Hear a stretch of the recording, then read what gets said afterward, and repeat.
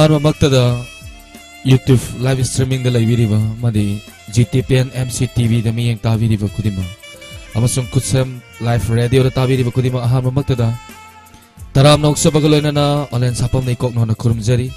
Diamond TV ani suba thoram paring oina puduna muk laksari isai saknasi thoram asida adomna call tobilaktuna adomna khoidabi beisai sakpiu thoram asida sizinajariba number 7005 707-808 amukka hanna 7005-707-808 ta call tobiduna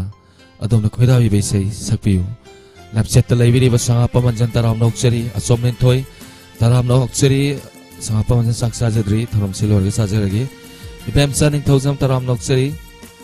tokpa maton taram noksari mayang lambam rohini taram noksari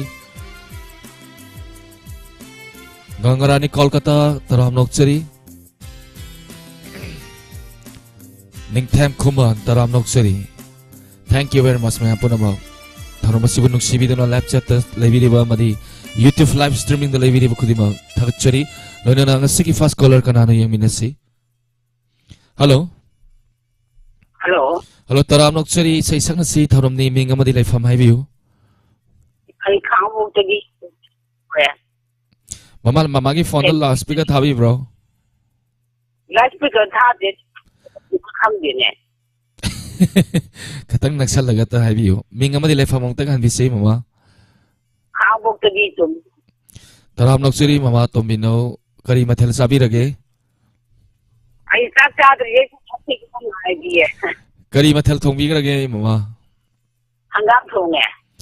chap chare ngasi se mama na ihana na call to birakpa thakchari mama kari sai khulol tambigani o check aurage magi phone da loudspeaker thabi ba male thadre hello tajare maina sai na sakpiro khudol tambiu mama aurage aurage hobi sei mama kunjagi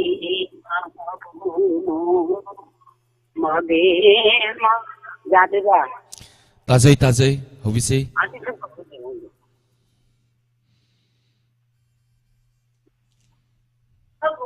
kunjagi ma made ma Dandiu kunjagi ma made ma lo Hello tajai mama nam sakpiu mayam tabiri Hello Dolabi nanaini Khanbiduna anina Pamjaraba Nusijaba Surunina Sathaviyu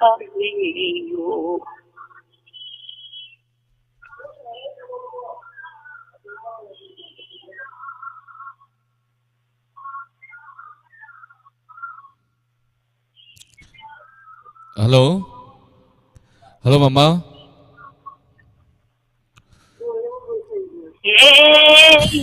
Ibumo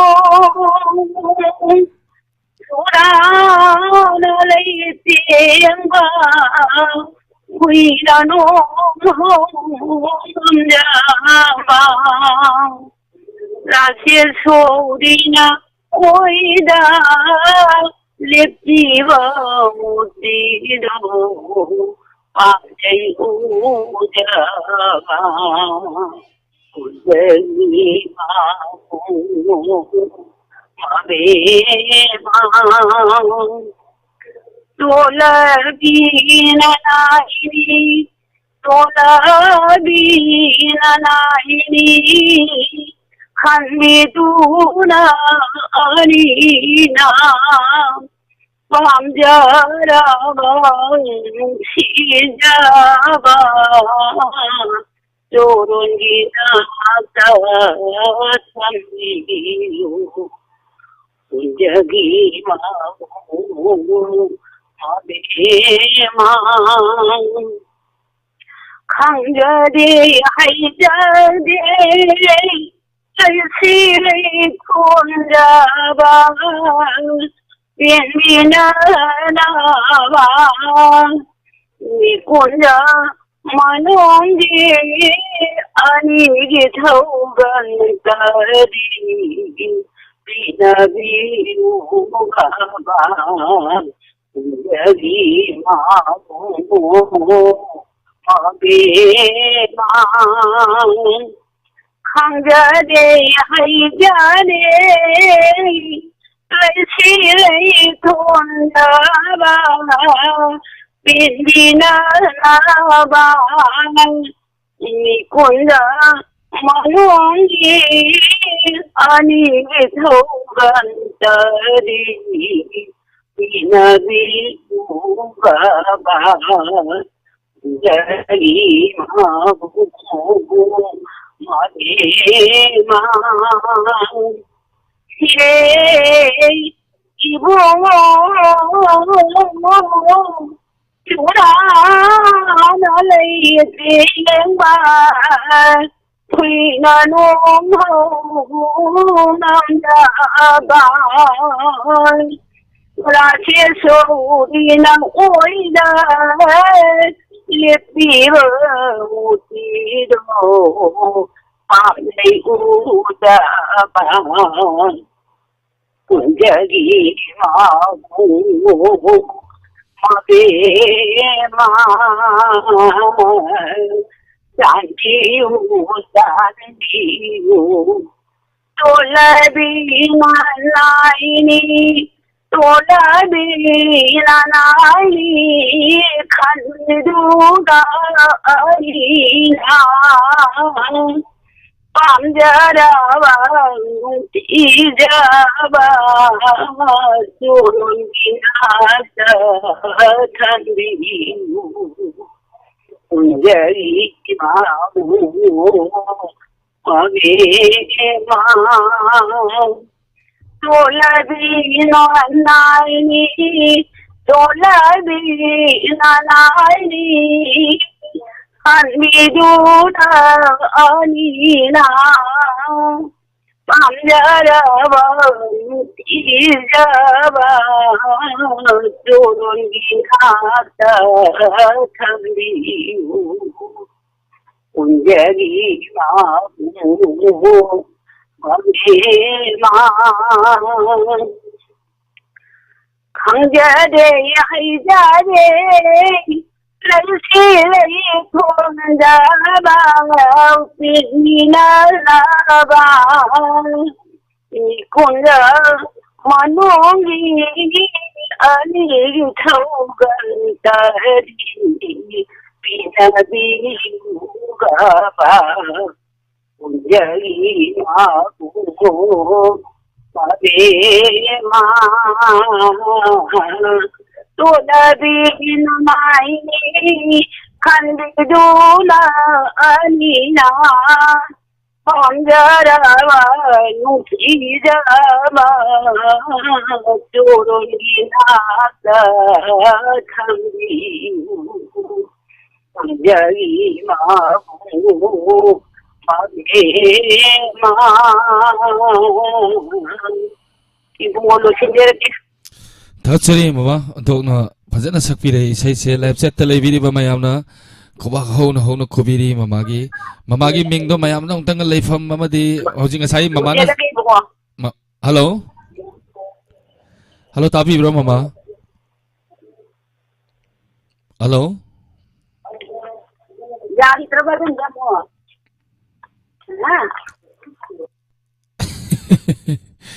ꯃꯃꯥꯁꯦ ꯈꯥꯡꯉꯕꯣꯛꯇꯩꯅꯦ ꯌꯥꯝꯅ ꯅꯨꯡꯁꯤꯕ ꯃꯃꯥꯅꯤ ꯊꯧꯔꯝ ꯌꯥꯎꯕꯤꯔꯛꯏꯕ ꯏꯁꯩ ꯐꯖꯕ ꯑꯃ ꯁꯛꯇꯣꯛꯄꯤꯔꯝꯃꯤ ꯃꯌꯥꯝꯅꯁꯨ ꯀꯣꯕꯥ ꯍꯧꯅ ꯈꯨꯕꯤꯔꯤ ꯃꯃꯥꯒꯤꯗꯃꯛ ꯍꯥꯏꯅꯤꯡꯉꯥꯏ ꯂꯩꯇꯅ ꯊꯥꯒꯠꯆꯔꯤ ꯃꯃꯥꯒꯤ ꯃꯍꯨꯠ ꯁꯤꯜꯂꯒ ꯍꯜꯂꯣ ꯍꯜꯂꯣ ꯏꯁꯩ ꯁꯛꯅꯁꯤ ꯊꯧꯔꯝꯅꯤ ꯃꯤꯡ ꯑꯃꯗꯤ ꯂꯩꯐꯝ ꯍꯥꯏꯕꯤꯁꯤ ꯃꯤꯡ ꯑꯃꯨꯛꯇꯪ ꯍꯟꯕꯤꯌꯨ ꯇꯔꯥꯝ ꯅꯣꯛꯆꯔꯤ ꯏꯌꯥꯝꯕꯁꯤ ꯀꯔꯤ ꯃꯊꯦꯜ ꯆꯥꯕꯤꯔꯒꯦ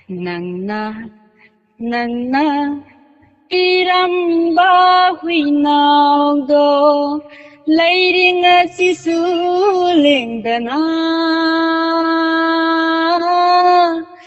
anauba sahina lakpachida anauba sahina lakpachida ho ho ho ho ho ho Samlaba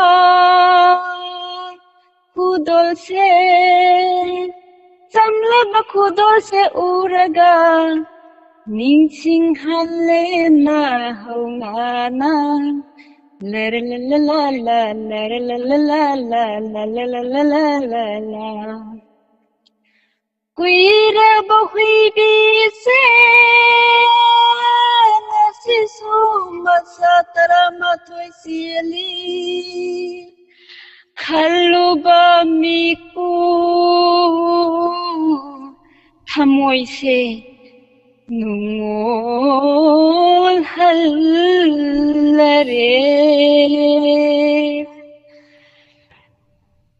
La la la la la la la la la la la la la la la la la Nangna iramba huinaudo leiring asisu lengdana anauba sahina lakpachida anauba sahina lakpachida ho ho ho ho ho ho loijare sa isai sigi mayek se kanana ibibano isana adum ijabida thabak suna sum ita adum ningthangakpa haitare isai se sur se dum panbire somna aina adum panjabane yam phajagre onthokna phajagre na ibire live center leibire bana piramba huinau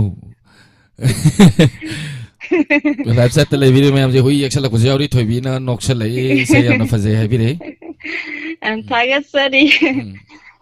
Thagasari ngasigi sai sanang se thoramasi call to beltana thoramasi mapon phambiba Thagasari thamjarage thank you isai among ta bayam saklai isai sana isai je khoi gi Diamond TV gi members sing khoi gi family ji haitare isai si mi gi isai sambadagi pelak ta dana masana ijaba isai sakala bani Thagasari hello good evening sir wala good evening taram noksari mingamadi lefa mai bisi ai bin taning thogani taram noksari kai mathel chabi rage sa ele padi ngawe ming di habire lefa mai bidri kaksing dei ne Thagasari taram noksari tharom yawi rakwa kari isai khudol tambigani ha isai se tak thong tamin ni chak thong khudol tambis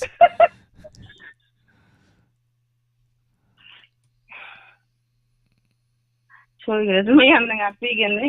hai de hangeng pukchen chawa nga tani khoi gi family isai de sa kanu ne ba duet thak bune ba ai kan thak so ni khudol tambi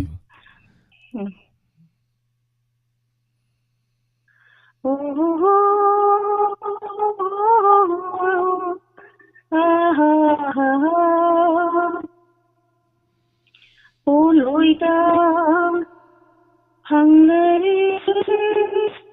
kaina maita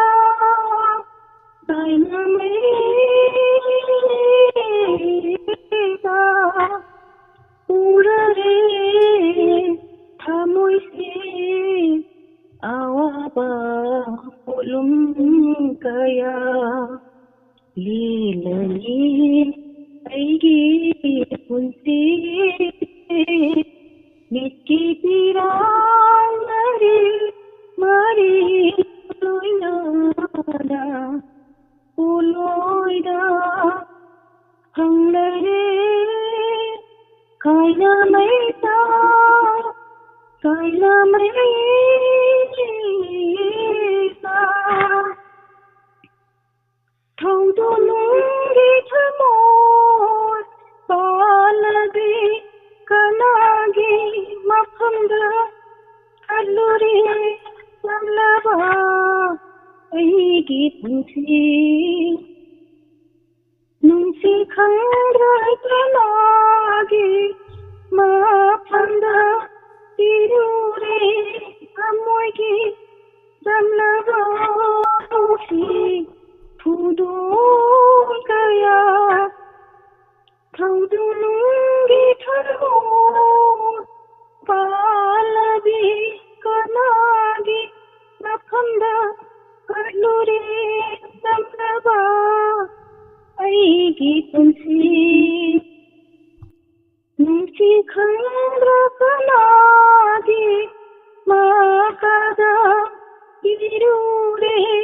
ꯊꯃꯣꯏꯒꯤ ꯆꯝꯂꯕ ꯅꯨꯡꯁꯤ ꯐꯨꯗꯣꯜ ꯀꯌꯥ ꯌꯦꯜꯍꯧꯉꯩꯒꯤ ꯃꯇꯝ ꯅꯤꯡꯁꯤꯡꯂꯤ ꯉꯁꯤꯁꯨ ꯌꯦꯜꯍꯧꯉꯩꯒꯤ ꯃꯇꯝ ꯅꯤꯡꯁꯤꯡꯂꯤ ꯉꯁꯤꯁꯨ ꯉꯥꯎꯈꯤ ꯑꯩꯒꯤ ꯄꯨꯟꯁꯤꯁꯦ ꯃꯣꯃꯣꯟꯅꯤ ꯅꯣꯛꯄ ꯅꯥꯄꯗ ꯊꯦꯠꯄꯤꯈꯤ ꯁꯤꯡꯒꯤ ꯅꯥꯁꯣꯡ ꯀꯌꯥ ꯄꯣꯂꯣꯏꯗ ꯍꯪꯂꯨꯔꯦ ꯈꯥꯏꯅ ꯃꯩꯇꯥ ꯈꯥꯏꯅ ꯃꯩꯇꯥ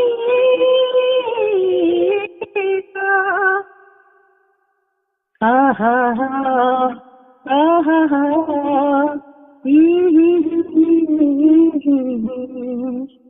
थाजरे थाजरे ऐना मागी लौनम वाहे नितारे नितारे मागी लौनम नो थाजरे थाजरे ऐना मागी लौनम वाहे नितारे नितारे मागी लौनम नो येनिंगुरे मागी मायागी सकम येनिंगुरे मागी मायागी सकम उन्नमा अरिंदा ओइरे ngasidi poloida thanglare haina maita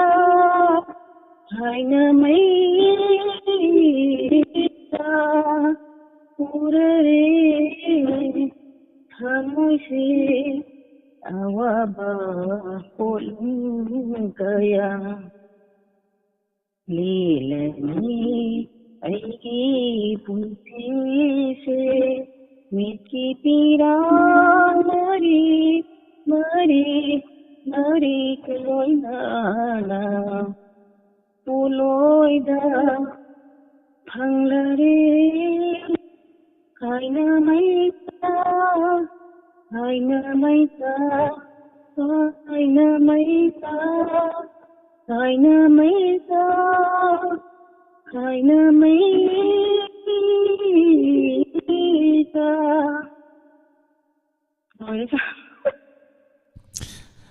Thachuri isai yam phajan sakpire live chat te leibiri memam se sana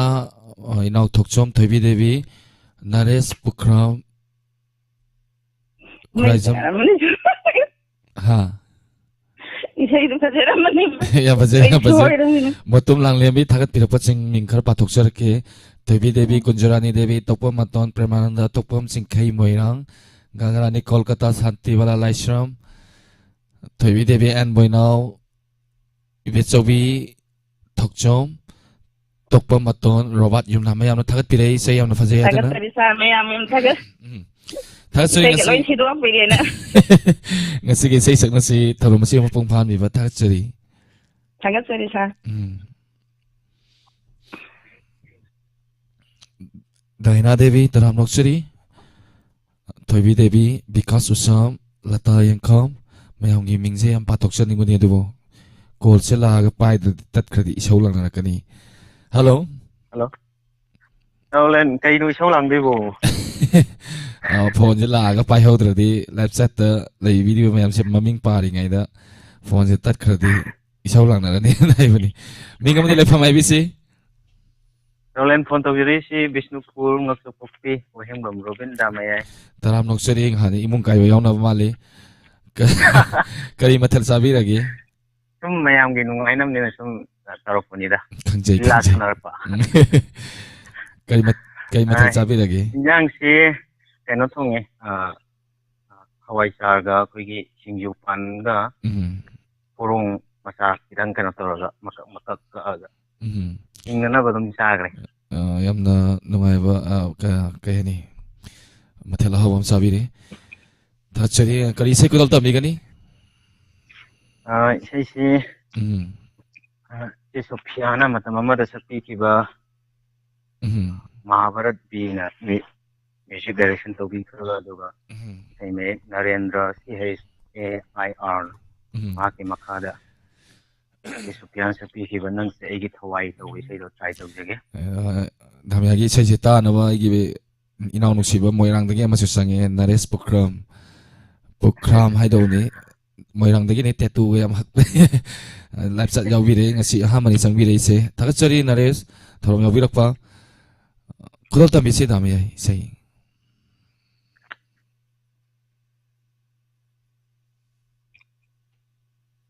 nang se aigi punsi oijaningi nang bungau jabami kaya singnadi nang se aigi punsi oijaningi nang bungau jabami kaya singnadi sangsar sida nang budi tonaramgani sangsar sida nang budi ngaungaramgani nungsiba nangi minota sumhatpa nangi mityengda nangse aigi thawai oijaningi punkrabani nangi nungsili punna sangsar sida nang budi tonaramgani sangsar sida nang budi ngaungaramgani kanagi wahaibu aina tabarsu ngamde thamoina idom hingba aigi punsini ne laklone thawai disanabi idom hingba aigi punsini ne laklone thawai disanabi nang yaudana hingba ngamloi ai sangsar sida nang budi tonaramgani sangsar sida nang budi ngaungaramgani pajaba nangi tabanda nimthiba nangi mitengna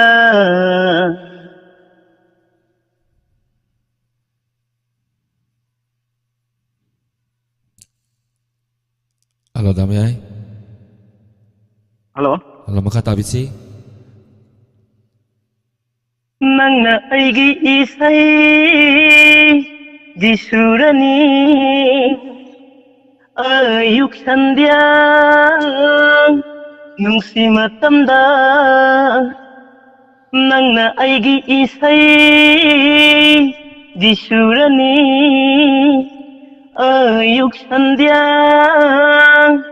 nungsi matamsu nungsi banangge satam latli thamoida sangsar sida nang budi tonaramgani sangsar sida nang budi ngaungaramgani sumhatpa nangi sangsar sida nang budi tonaramgani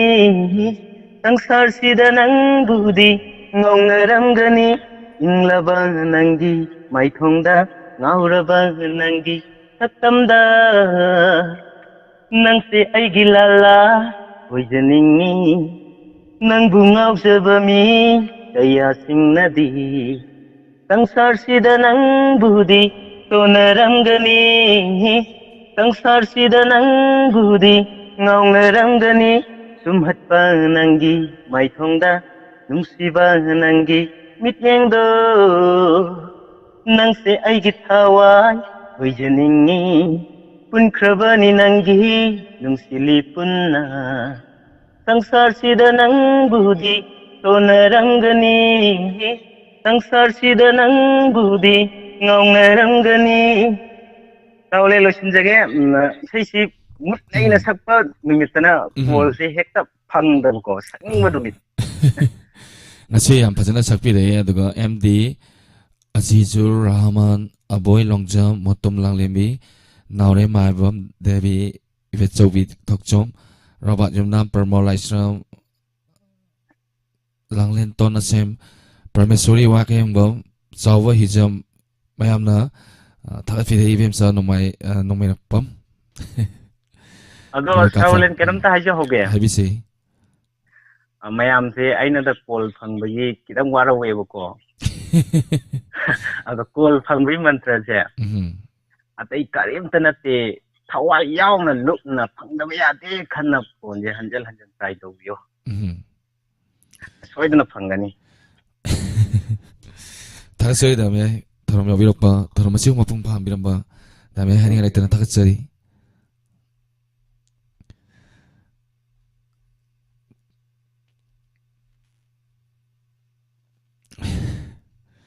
Widram Haman Suni Sangol Sa Manihal Manbi Thodam Suni Balaoinam Hello Hello Hello. Hello Mingamani Lefa Mai Bisi Hello. Hello Tajay Mingamani Lefa Mai Biu Hey, kasada gini ya. Taram Nokseri Kaka Kausere Ming Tai Bisi Kasardagi Thorom Yaviropa Thakasari Kasada gi RK Kongsanani ya. Taram Nokseri Kari Mathil Javiragi Hello. Kari Mathil Javiragi Oya matamgi Hawaii ga hanggang majaya.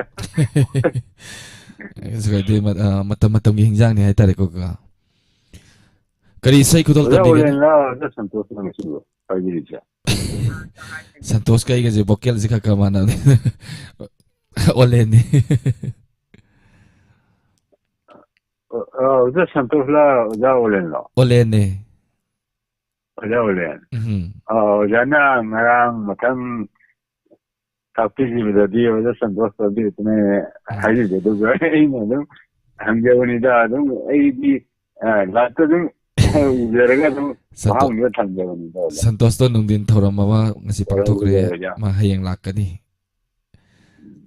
Thakasari Thorom Yaviropa Ningan ito Thakasari Habisi 그런 현장비 Kudol tabi 자 다니요자 어이 이로 어이 이로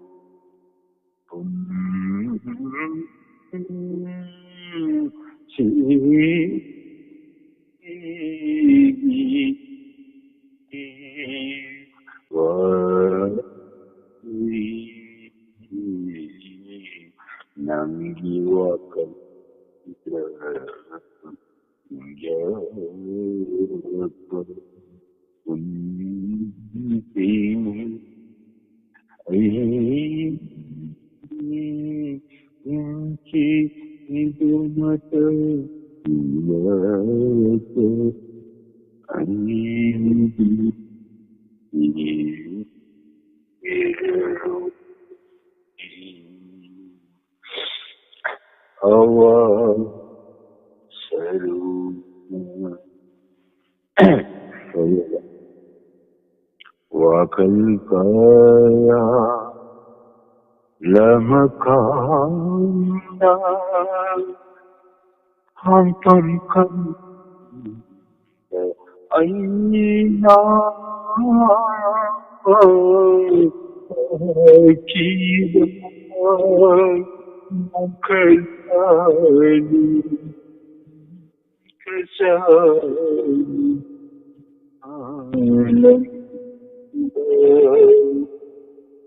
amata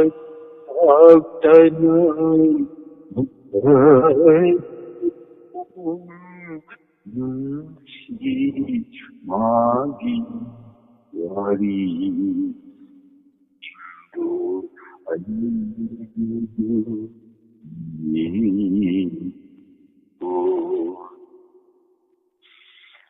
awa belum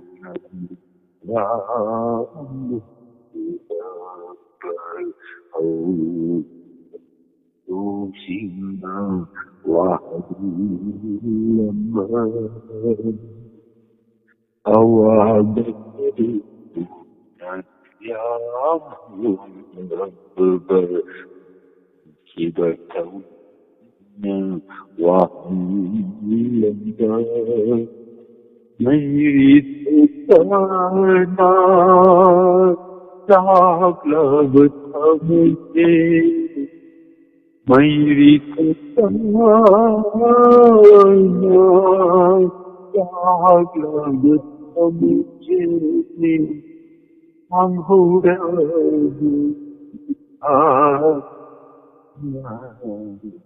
lama ai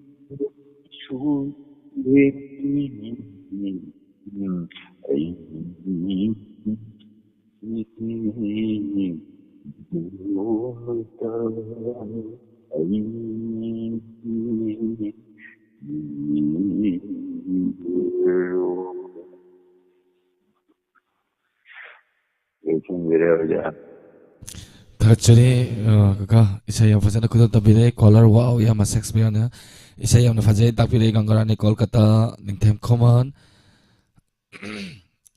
Jiten Okram Mama Bimola Koncham Sanatoy Kangre Payal Elang Kuchen Singre Hemolata Lapset tele video में हमने isay yang fazana sakpire thagar pire kaka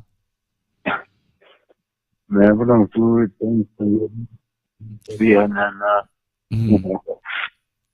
की जब ये पंजाब तकी आईना सब राजा बनी राम विजयवा कसार लम्बी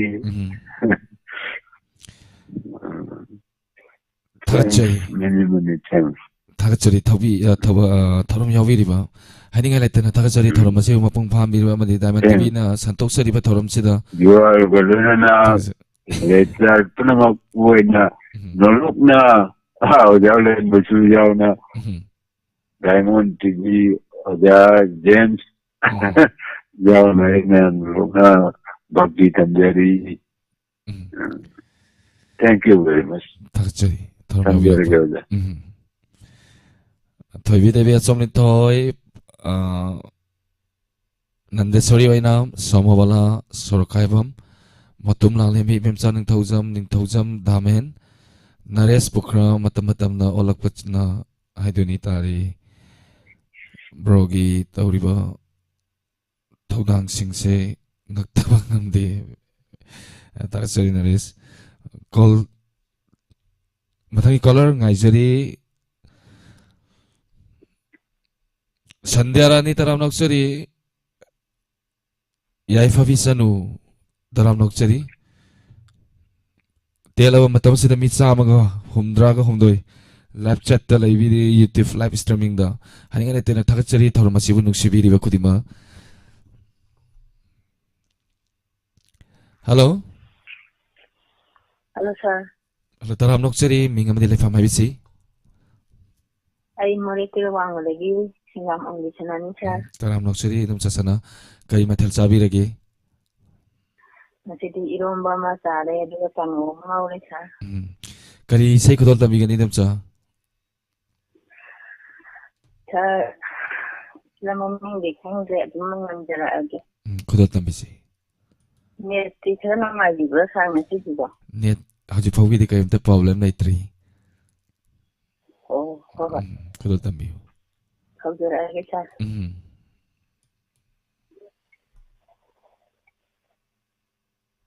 Nungsiba huni,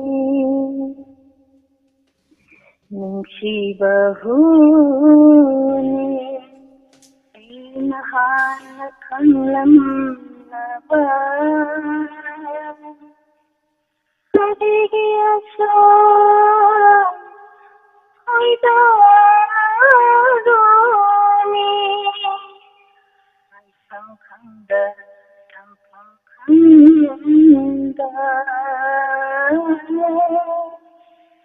Tadiwana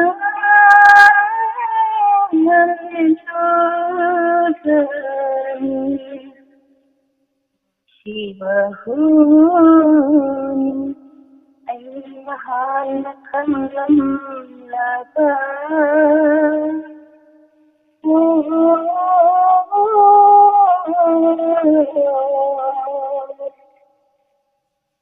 Ahin ko denge atik pathabalhan Ahin ko denge atik pathabalhan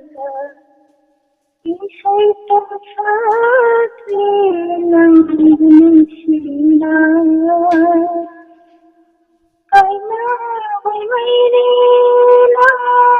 Huwira po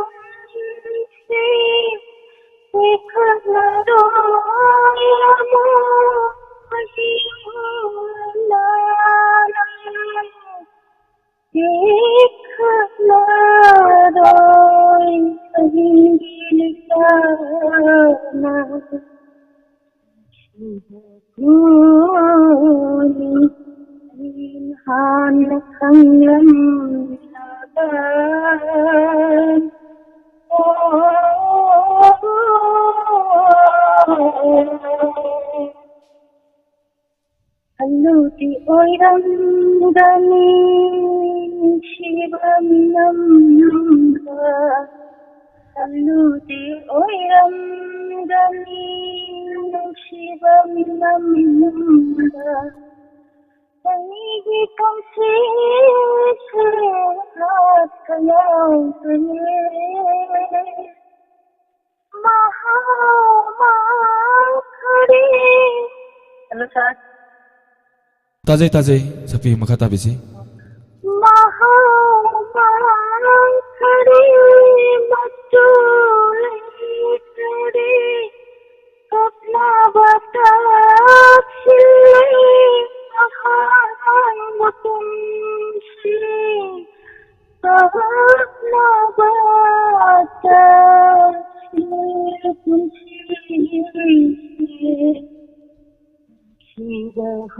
Shivahuni Ayyahan Kanglam Laba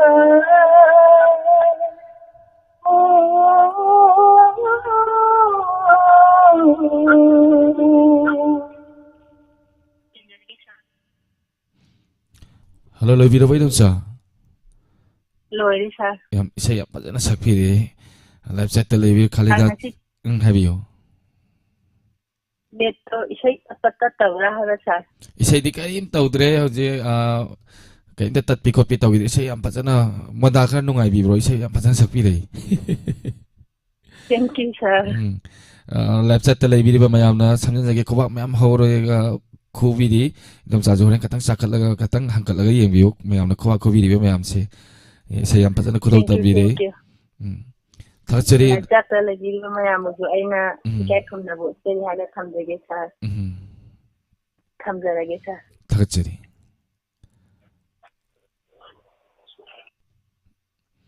ꯃꯊꯪꯒꯤ ꯀꯣꯂꯔ ꯑꯁꯦꯝꯕꯤꯅ ꯇꯔꯥꯝ ꯅꯣꯛꯆꯔꯤ ꯇꯣꯞꯄ ꯃꯇꯣꯟ ꯌꯥꯏꯐꯕꯤ ꯆꯅꯨ ꯁꯅꯥꯊꯣꯏ ꯊꯧꯅꯥꯎꯖꯝ ꯁꯤꯕ ꯇꯔꯥꯝ ꯅꯣꯛꯆꯔꯤ ꯂꯦꯐ ꯆꯠꯇ ꯂꯩꯕꯤꯔꯤꯕ ꯈꯨꯗꯤꯡꯃꯛ ꯍꯜꯂꯣ ꯇꯥꯖꯩ ꯋꯥꯍꯜ ꯂꯩꯀꯥꯏꯗꯒꯤ ꯅꯥꯖꯤꯍꯟꯕꯝ ꯃꯤꯡ ꯑꯃꯇꯪ ꯍꯟꯕꯤꯁꯤ ꯋꯥꯍꯜ ꯂꯩꯀꯥꯏꯗꯒꯤ ꯅꯥꯖꯤ ꯋꯥꯍꯟꯕꯝ ꯇꯔꯥꯝ ꯅꯣꯛꯆꯔꯤ ꯀꯔꯤ ꯃꯊꯦꯜ ꯆꯥꯕꯤꯔꯒꯦ ꯄꯥꯟ ꯊꯣꯡꯕ ꯆꯥꯖꯩꯌꯦ ꯁꯥꯔ ꯉꯥ ꯍꯥꯏꯔꯣ ꯄꯥꯟ ꯀꯔꯤ ꯏꯁꯩ ꯈꯨꯔꯝ ꯇꯝꯕꯤꯒꯅꯤ ꯍꯜꯂꯣ ꯐꯖꯅ ꯇꯥꯗꯦ ꯀꯔꯤ ꯏꯁꯩ ꯈꯨꯔꯝ ꯇꯝꯕꯤꯒꯅꯤ ꯏꯁꯩ ꯑꯃ ꯁꯛꯆꯔꯒꯦ ꯑꯃ ꯈꯨꯔꯝ ꯇꯝꯕꯤꯁꯤ ꯊꯥꯞꯂꯒ ꯅꯨꯡꯁꯤꯕ ꯍꯦꯜꯂꯤ ꯇꯝꯂꯒ ꯅꯤꯡꯁꯤꯡꯕ ꯍꯦꯜꯂꯤ ꯊꯝꯖꯔꯒꯦ ꯁꯥꯔ ꯏꯁꯩ ꯂꯣꯏꯈ꯭ꯔꯕꯣ ꯄꯥꯈꯠꯂꯦ ꯀꯥꯟꯒꯩ ꯇꯞꯊꯕꯤꯒꯣ ꯋꯥꯔꯤ ꯃꯇꯦꯛ ꯑꯃ ꯁꯥꯔꯛꯀꯦ ꯑꯗꯨꯒ ꯑꯃꯨꯛ ꯏꯁꯩ ꯈꯨꯔꯝ ꯇꯝꯕꯤꯁꯤ ꯆꯍꯤ ꯀꯌꯥ ꯁꯨꯕꯤꯔꯒꯦ ꯆꯍꯤ 28 ꯃꯤꯡ ꯑꯗꯨꯝ ꯀꯧꯖꯔꯒꯦ ꯏꯆꯜ ꯀꯧꯔꯒꯦ ꯏꯆꯜ ꯏꯁꯩ ꯂꯥꯏꯞ ꯆꯥꯏꯠꯇ ꯂꯩꯕꯤꯔꯤꯕ ꯍꯧꯖꯤꯛ ꯌꯦꯡꯕꯤꯔꯤꯕ ꯃꯤ 153 ꯌꯨꯇ꯭ꯌꯨꯕ ꯂꯥꯏꯞ ꯁ꯭ꯇ꯭ꯔꯤꯃꯤꯡꯗ ꯑꯃꯗꯤ ꯖꯤꯇꯤꯄꯦꯟ ꯇꯤꯚꯤ ꯆꯦꯅꯦꯜꯗꯁꯨ ꯏꯃꯨꯡ ꯀꯌꯥ ꯑꯃ ꯇꯤꯚꯤꯗ ꯍꯧꯖꯤꯛ ꯃꯤꯠꯌꯦꯡ ꯇꯥꯔꯤ ꯑꯩꯈꯣꯏꯒꯤ ꯍꯧꯖꯤꯛꯀꯤ ꯑꯩꯈꯣꯏ ꯊꯧꯔꯝꯁꯦ ꯑꯗꯨꯅ ꯀꯩꯝꯇ ꯄꯥꯈꯠꯄꯤꯗꯅ ꯑꯃꯨꯛ ꯃꯀꯣꯛꯇꯩ ꯍꯧꯕꯤꯁꯤ ꯊꯝꯖꯔꯦ ꯁꯥꯔ ꯊꯦꯡꯀ꯭ꯌꯨ ꯁꯥꯔ ꯊꯥꯒꯠꯆꯔꯤ ꯊꯧꯔꯝ ꯌꯥꯎꯕꯤꯔꯛꯄ ꯏꯁꯩꯁꯦ ꯃꯀꯣꯛꯇꯒꯤ ꯑꯃꯨꯛ ꯁꯛꯅꯕꯅ ꯄꯥꯈꯠꯄꯗꯣ ꯐꯅꯕꯅ ꯋꯥꯔꯤ ꯃꯇꯦꯛ ꯑꯃ ꯁꯥꯕꯤꯕꯅꯤ ꯑꯗꯨꯝ ꯄꯥꯈꯠꯂ ꯑꯗꯨꯝ ꯊꯝꯈ꯭ꯔꯦ ꯍꯥꯏ ꯑꯗꯨꯅꯤ ꯍꯜꯂꯣ ꯍꯜꯂꯣ ꯃꯤꯡ ꯑꯃꯗꯤ ꯂꯩꯐꯝ ꯍꯥꯏꯕꯁꯤ ꯁꯥꯎꯂꯦꯟ ꯑꯩ ꯍꯣꯔꯦꯟ ꯁꯥꯒꯠꯄ ꯃꯥꯟꯖꯟ ꯁꯥꯒꯠꯄ ꯃꯥꯟꯖꯟ ꯇꯔꯥꯝ ꯅꯣꯛꯆꯔꯤ ꯀꯔꯤ ꯃꯊꯦꯜ ꯆꯥꯕꯤꯔꯒꯦ ꯁꯥꯔ ꯉꯥ ꯑꯣꯏ ꯆꯥꯔꯦ ꯃꯊꯦꯜ ꯁꯥꯗꯤ ꯀꯩ ꯑꯣꯏ ꯆꯥꯔꯦ ꯆꯥꯛ ꯆꯥꯖꯗ꯭ꯔꯤ ꯊꯧꯔꯝꯁꯤ ꯂꯣꯏꯕꯒ ꯆꯥꯛ ꯆꯥꯖꯔꯒꯦ ꯉꯁꯤꯁꯦ ꯅꯨꯡꯊꯤꯟ ꯇꯨꯝꯃꯤꯉꯩꯗ ꯆꯥꯛ ꯆꯥꯍꯧꯗꯕ ꯅꯨꯡꯗꯥꯡ ꯋꯥꯏꯔꯝ ꯑꯣꯏ ꯆꯥꯔꯕ ꯀꯔꯤ ꯏꯁꯩ ꯈꯨꯔꯝ ꯇꯝꯕꯤꯒꯅꯤ ꯑꯦꯗꯦꯅ ꯁꯛꯈꯤꯕ ꯏꯁꯩ ꯑꯃ ꯇꯧꯔꯛꯀꯦ ꯑꯗꯨꯝ ꯈꯨꯔꯝ ꯇꯝꯕꯤꯁꯤ ꯃꯌꯥꯝ ꯈꯣꯟ ꯊꯤꯔꯁꯨ ꯋꯥꯔꯧꯕꯤꯅꯨ ꯍꯩꯌꯦꯅ ꯁꯛꯄꯟꯇꯦ ꯏꯆꯟꯒꯤ ꯑꯣꯏꯅ ꯁꯣꯏꯅ ꯁꯛꯀꯦ ꯇꯧ ꯈꯨꯔꯝ ꯇꯝꯕꯤꯁꯤ ꯏꯀꯣꯗ ꯌꯥꯝ ꯂꯩ ꯋꯥꯔꯤ ꯁꯥꯟꯅꯕ ꯌꯥꯝ ꯅꯨꯡꯉꯥꯏ ꯁꯣꯝꯗꯗꯤ ꯀꯩꯝꯇ ꯄ꯭ꯔꯣꯕ꯭ꯂꯦꯝ ꯅꯠꯇꯦ ꯅꯦꯠꯋꯥꯛꯀꯤ ꯄ꯭ꯔꯣꯕ꯭ꯂꯦꯝ ꯑꯣꯏꯗꯣꯏꯅꯤ ꯑꯗꯨꯒ ꯀꯩꯅꯣ ꯑꯟꯖꯟ ꯍꯣꯏ ꯁꯥꯔ ꯑꯗꯣ ꯍꯜꯂꯣ ꯄꯠ ꯇꯠꯂꯦ ꯑꯩ ꯈꯣꯟꯖꯦꯜ ꯌꯥꯝ ꯊꯤꯌꯦ ꯈꯔ ꯏꯁꯩ ꯆꯠꯂꯒ ꯈꯨꯔꯝ ꯇꯝꯕꯤꯁꯤ ꯑꯩꯈꯣꯏꯅ ꯃꯨꯊꯠꯀꯅꯤ ꯑꯩꯈꯣꯏꯅ ꯃꯥꯡꯍꯟꯒꯅꯤ ꯅꯣꯡꯃꯗꯤ ꯃꯌꯥꯏ ꯀꯥꯔ ꯆꯤꯟꯖꯥꯡ ꯑꯩꯈꯣꯏꯅ ꯃꯨꯊꯠꯀꯅꯤ ꯑꯩꯈꯣꯏꯅ ꯃꯥꯡꯍꯟꯒꯅꯤ ꯅꯣꯡꯃꯗꯤ ꯃꯌꯥꯏ ꯀꯥꯔ ꯆꯤꯟꯖꯥꯡ ꯑꯩꯈꯣꯏꯅ ꯊꯥꯗꯣꯛꯀꯅꯤ ꯑꯩꯈꯣꯏꯅ ꯊꯤꯡꯒꯅꯤ ꯅꯣꯡꯃꯗꯤ ꯃꯔꯨꯞ ꯁꯥꯕ ꯌꯦꯡꯅꯕ ꯃꯌꯥꯏ ꯀꯥꯔ ꯆꯤꯟꯖꯥꯛ ꯃꯔꯨꯞ ꯁꯥꯕ ꯌꯦꯡꯅꯕ ꯃꯌꯥꯏ ꯀꯥꯔ ꯆꯤꯟꯖꯥꯛ ꯃꯔꯨꯞ ꯁꯥꯕ ꯌꯦꯡꯅꯕ ꯄꯨꯟꯁꯤꯕꯨ ꯑꯋꯥꯐꯝꯗ ꯆꯤꯡꯊꯔꯤꯕ ꯍꯤꯡꯅ ꯍꯤꯡꯅ ꯑꯩꯈꯣꯏꯕꯨ ꯁꯤꯍꯜꯂꯤꯕ ꯄꯨꯟꯁꯤꯕꯨ ꯑꯋꯥꯐꯝꯗ ꯆꯤꯡꯊꯔꯤꯕ ꯍꯤꯡꯅ ꯍꯤꯡꯅ ꯑꯩꯈꯣꯏꯕꯨ ꯁꯤꯍꯜꯂꯤꯕ ꯑꯩꯈꯣꯏꯒꯤ ꯃꯣꯡꯐꯝ ꯑꯣꯏꯔꯤꯕ ꯃꯔꯨꯞ ꯐꯪꯅ ꯃꯥꯡꯍꯜꯂꯁꯤ ꯉꯁꯤꯗꯤ ꯃꯔꯨꯞ ꯆꯥꯕ ꯌꯦꯡꯅꯕ ꯃꯌꯥꯏ ꯀꯥꯔ ꯆꯤꯟꯖꯥꯛꯁꯤꯡ ꯃꯔꯨꯞ ꯆꯥꯕ ꯌꯦꯡꯅꯕ ꯃꯔꯨꯞ ꯆꯥꯕ ꯌꯦꯡꯅꯕ ꯃꯌꯥꯏ ꯀꯥꯔ ꯆꯤꯟꯖꯥꯛꯁꯤꯡ ꯃꯔꯨꯞ ꯆꯥꯕ ꯌꯦꯡꯅꯕ ꯑꯆꯣꯏꯕ ꯈꯣꯡꯊꯥꯡ ꯆꯨꯝꯊꯣꯛꯇ ꯈꯨꯠꯀ ꯈꯨꯠꯆꯝꯅꯅ ꯑꯁꯒꯤ ꯑꯩꯈꯣꯏꯅ ꯃꯨꯊꯠꯀꯅꯤ ꯅꯣꯡꯃꯗꯤ ꯑꯆꯣꯏꯕ ꯈꯣꯡꯊꯥꯡ ꯆꯨꯝꯊꯣꯛꯇ ꯈꯨꯠꯀ ꯈꯨꯠꯆꯝꯅꯅ ꯋꯥꯁꯛꯂꯤ ꯑꯩꯈꯣꯏꯅ ꯃꯨꯊꯠꯀꯅꯤ ꯅꯣꯡꯃꯗꯤ ꯑꯩꯈꯣꯏ ꯀꯥꯎꯔꯦ Hausa maka sa Maka disi. wala para tamjirake. Edo Loi birabo. ise matiyang amaga matiyang ko to ke sa. Kudol tamisi. Akhoi hojai nupa na sakhibo ko. Hojai nu binna ko.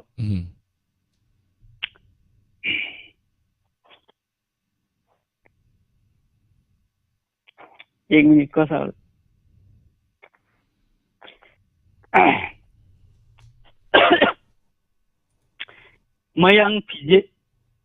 मयांग फिजे तेतुना मिते फिजोल कौबदी मयांग सजत तेतुना मिते सजत कौबदी कोई से मिते मंजलक तेरा मयांग फिजे तेतुना मिते सजत कौबदी मयांग सजत तेतुना मिते लमजत कौबदी मयांग तजिक चादुना मिते चक्षा कौबदी कोई से मिते बु मंजलक तेरा नत्रमानेदा ताले jar चलो ऐसे इंगा tupning amabne kan jangi sei tar kana anjang sai mayam da lefam haibi da male lefam da haibi si hello hello tai sa lefam tang haibi si anjan hello hello ta je ngasai anjan se lefam hayaudre lefam do ta mayam dang dang khangan biu holai asam lei sagaba manjan mana khadi pam bai sai sina muchi muchi naliba thang seki khangbi bai da tagachari saula tagachari thor ngawirak pa thor masi mapung phan birama tagachari thank you thanjala sa mathagi color ma lokot chagi aduga I sei mu punga ma pharak pagi sei ma kholo tamjage ai sei di khara khomang sauni me mathagi color ta lokot chagi hello hello hello good evening dawla sapa good evening singkai kai mathal chabi rage dawla ngasi se asa wai thong ne ade umur me tomaga aduna morok saba male hoy morok sa de dawla na walking thola bo hoy okay ko ye walking je yum de ai se ya kai thiga de ko inaw se yam nuksi bani adi magi ko gi thorum se yaram dai wadi inga su ingna ma walking thola ka deni yum da ma isai sakte de dialogue tawte lambi da ujil lai gre tagat se diamond tv gi thorum nuksi biduna yobirakpa kari sai khodol tamigani dawlen ai se ngasi se no sai ge ai hepure bo no khonju loi sire ado da jane isai ama saglo musi musi tawda de saglo na tawne ado saglo ge bo ke no di su tingbang amoroi bo de na sire aduna khonjen sibe siga ta ta da isai mo insagla ge khodol tamisi ado isai je kaw de kui da bani na so gi lang ge yaw me apun nga pi gani isai je la ta lai ba no pi sing de de ge tawja ge hobisi nu jage thamoi nong dai ka ki beten jaina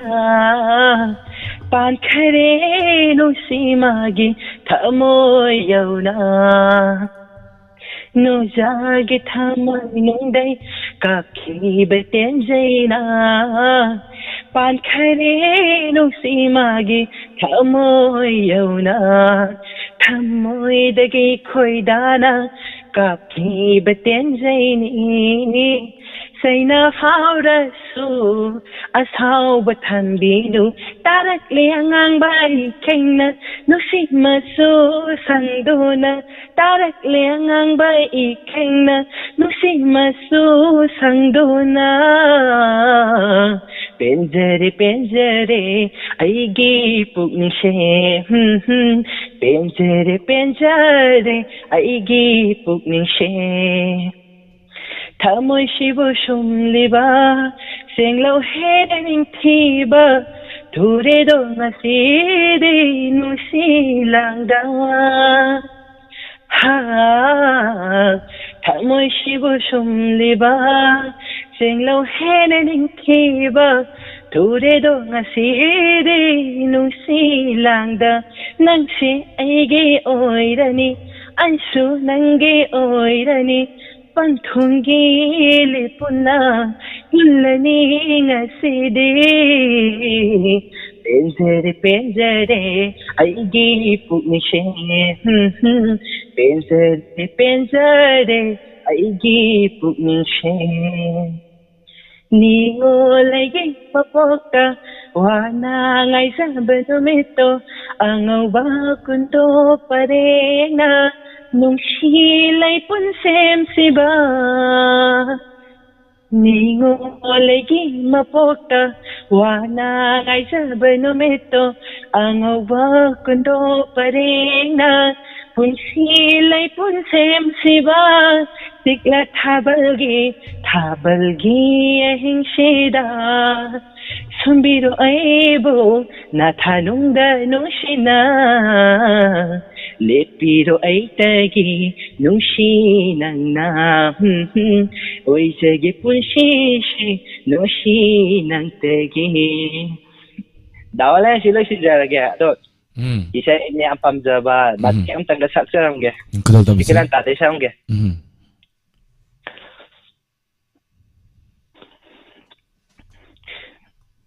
Dalai thấy chưa mà thêm mấy ai để sắc tên nó cao cái dân gì kìa con cái đó làm gì Sora re ngak paling zumnia Magda bapangal oi bani Yang tarak panahaning thau turin re Sora re ngak paling zumnia Magda bapangal oi bani Yang tarak panahaning thau turin re Sinbandala singkap lasyo Pambundi ay siyamayani Kay tarak panahasa na kong nani Suksang kon ba mitam niya Kamoy di tawdo lunggum Ningay da na kauza basibo na tabire Tazagi masa morambi gi mapariya Sabi siya no panggan ba sa silaw Set minna silaw Dawala sila sindaga Matang dari say segay trigi amalay ba niya say si amlay ko ada segay trigi say malay ada segay trigi saksa kaya matang dari Dawala makata ko lalo ko dong gabi jaga ta chari thong yobrak ba aduga website ta lai mayam se ko aming amam ta panjara rage am thagat pire na bo aduga Diamond TV gi santok chari bai sai chana se thorma se da mapung pham bina bai na bu thagat chari aduga caller se lokol thamjage aduga sai ma ai mo punga ma pharak bagi kadal thamjage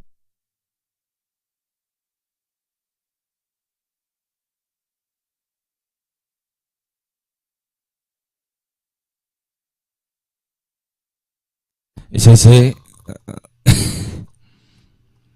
Isan nirmala na sa ona tamambani do matiyang di kudol tamsirake yang fadi so wala mo yang sumi ang nangagbi gani konsentang malkan nungay sa de do nani kudol tamsake yang puna sarug yamin na si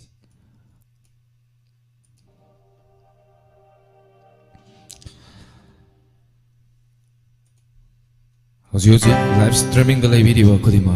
ay nga lito na takchari inaga MCTV di may tabi di ba kusem live tabi di ba ko di ma taram nung sabi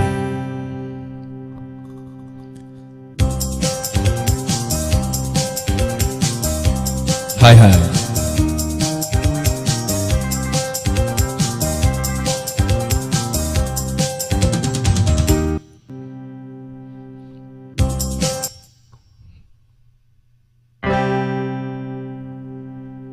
Tahore hai kanagino samjigi gola lainam su kendribi lainam su selibini yauri barayingiyo helaki bakana yauri barayingiyo helaki bakana Tahore hai kanagino samjigi gola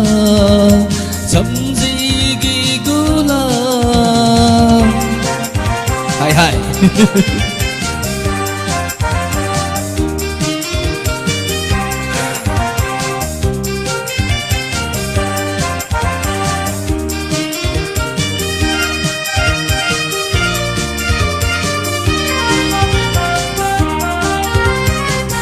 Upulata leira manata hova sakanda bakanana nitkiga nipakacha Upulata leira manata hova sakanda bakanana netkiga nipakacha ukatli ikuchina kongkacharuin thamjari ngasisu nungsina inata larata pomlaga ngasita sajabi ngaranta pomlaga ngasita sajabi aure kanagino samjigi gula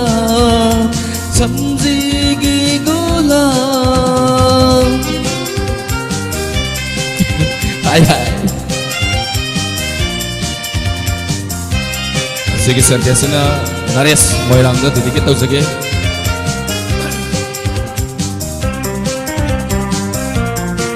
sejitamri oirure kaya leirana choijai nakiba khantha hauda mikuta piranga cinta kiba oirure kaya leirana choijai nakiba khantha hauda mikuta piranga cinta kiba cinji du ki leitendu mangki gadara kandarui magita mapamu jarui waraurui aina sambal thong na kai kiba na chom na kanki dara sambal thong na kai kiba na chom na kanki dara tahore hai kanagino samjigi gula lainam su kendribi lainam su selibini yauri para yingbiu helakki bakana yauri para yingbiu helakki bakana hai hai sur awang boy le mi san ni la sa on tham jala mi sei se ai ni sei se kari sak toi no na sum thi ba san si sei se so da le na tamam ni thagat chari thagat pira pakudi ma ni ngale tana matangi caller mulu kuchagi hello Hello. hello taram nok chari ming amadi le famai bisi Sir, good evening. good evening ming amadi le famai bisi Sir, I thangjaman tunan. taram nok chari kari mathal chabi rage Sir, ngasi di yam ing bajida nga thongna hauni na nga thongpai sagar. thagat chari thorom yobirakpa kari sei khodol tambi gani Sei je haibudi haijona te thauram ju saru gan ngi tor panin. Lanjam me magi isai aptang matang da. sei tamdringai da kenam tang tak chawge ai ge he pumi na be che ni babita devi na yori se se yeng le me sei sa ga ikai ge tawe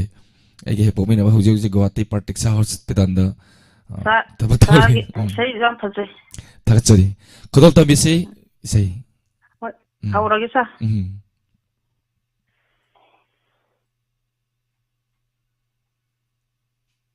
Thamogi mamiri mai thunda tabani mai thung ula gadi thamoi ule hai nakhini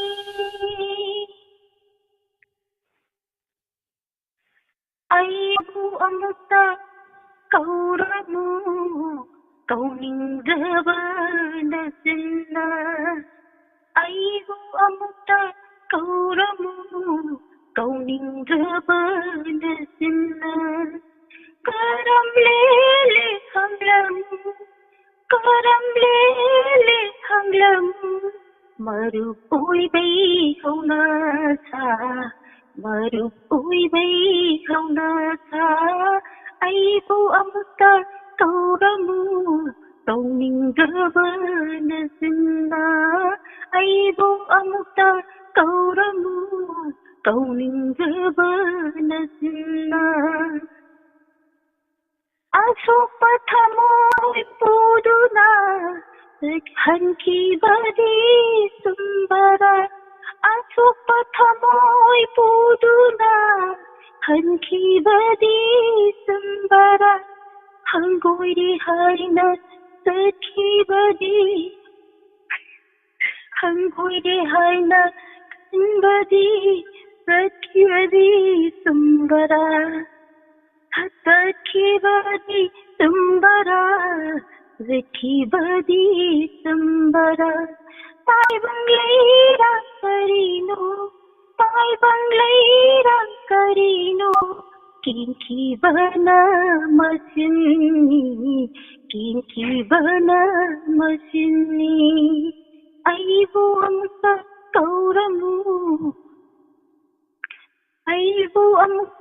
कौरमु कौनिंगबनसिन्ना लैङोइद खुंगुल ताबदि नुमा छोइरोय मुथिनी लैङोइद खुंगुल ताबदि नुमा छोइरोय मुथिनी खावगरिनि से Maka kalau tampil sih. लैङोइद खुंगुल ताबदि नुमा छोइरोय मुथिनी चार Kaware देसाइगा Loy birabo. अयिबु अमुक्ता कौरमु कौनिंगबनसिन्ना करम लेले हंगलम मरु उइबै हौना था अयिबु अमुक्ता कौरमु कौनिंगबनसिन्ना अयिबु अमुक्ता कौरमु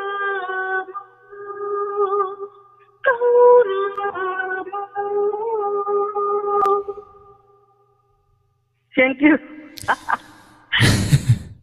Thakchari amujau kambam achomlin thoi ningthem khoman Calvin Laisram semcha Sonia ipem chale ma tentha sana thoi longjam bijan yang khom yasna mangang Widrom Haman Khalida Jia Sur payale langbom Rajkumari Kunje Sori lapchat television me amna isai amna phajen khoba khubiri Devjani kasar sana thoi me amna hetai nuai ti ngak tang de tak ta hobi bon isai mate ma swai long wang gi budo swai la tam bang gi ba Thakchari ngasi tare am nuai de thakchari mathagi caller lokhachage thoram pung tara ga makhai pok santhokchage pung ani phamak pajidi hai miss call ani miweni leirame call se hello hi yama kai Labor Rajasthan dagi Shakespeare yama kai mathel sabi rage ngasidi kobi shat chai hawai thak ari ano du ka tara aduso ahawa mathel amani kobi sak ta hawai tra ha pachisu Thakchari amba thorom yobirakpa kari sei khodol tambigani ngasidi khoi kopal la khoi gi duet amang torage Diamond TV da han boina itai ma leibirabo inakta leire itai mataram nokchari tungama helaga keno da mayam kolar phangda gi ngai ni tungama matam helappude tore Thakchari khodol tambisi amo balechin na do se phajaba khodol tambirakadore obisi hoi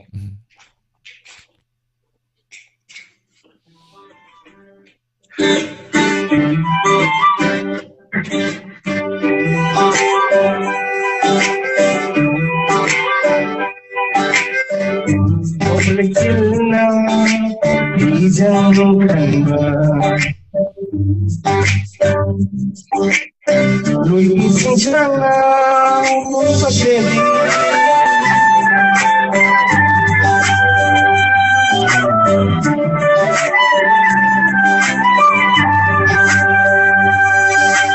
Ango balay sila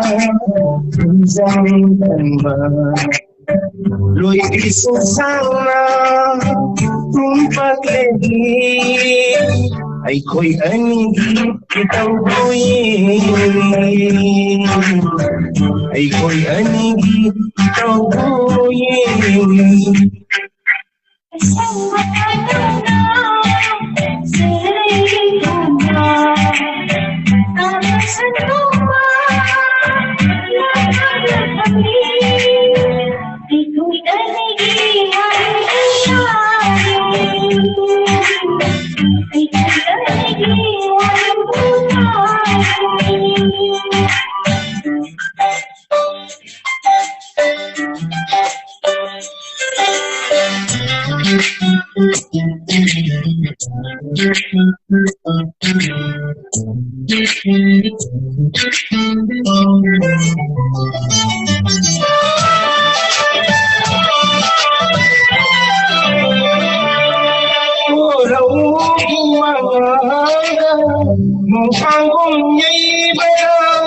Nungsibi mai ko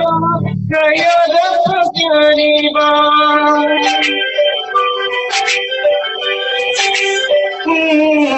Walau gimana nung panggung jay bada nungsibi mai ko kaya dapat jadi ba Loi sentira pamusay nuwalhan ba mikbukse Loi sentira pamusay nuwalhan ba mikbukse Ay ko'y tanigin ang masari Ay ko'y tanigin ang masari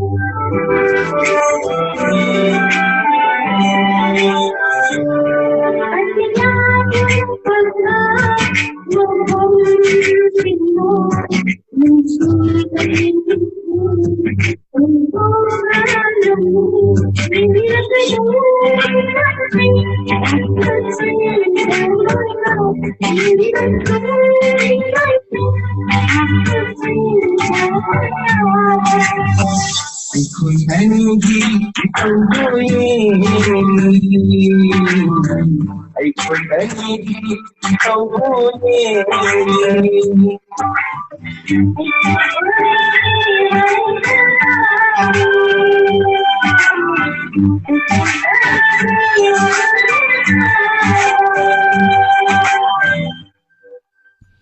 Agad jadi. Hai, itay manan naik deh.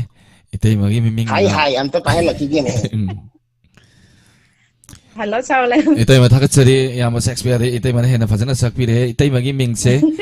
mayam dong tang habi se. Nang han soi yu dai ngasi je soi dang na basa agena tawro bani. Itay mayam fajana sak pire do live chat ta ing nga le ram jing do loina saga kre ai na khara langan lam itay moi na khara langan. Mayam do ming tang habi se madam itay magi. Mayam busa thakat sari. Itay magi ming se loitang haibani. Mayam ming khang da yaw vi mayam thakat sari itay ma madi yamba thorom ma se yaw vi duna mapung phan dina ma thakat sari sang. Mathangi kola da kudung sawi pijari Semcha Sonia Sur Jibalata Romi Waikhaw Prameswari Kundrakpam Mathangi kola la kutsage mayam pa ve tan ngaude waro biroi. Hello. Hello. Sir, language again. Good evening taram nok cheri mingamadi lefa mai bisi. Ai la song kuno dagi ke Ambika. Taram nok cheri amba na kana aham da khangi bane na. Amba hai se. Kai mathal chabi rage. Masije igen thongbaga iron bang ta jare. Hai mathen do. Hai tare. Hai tare ade kari sei kodol tambi gani. Singati nangi. Nami darage. Kodol tambi se.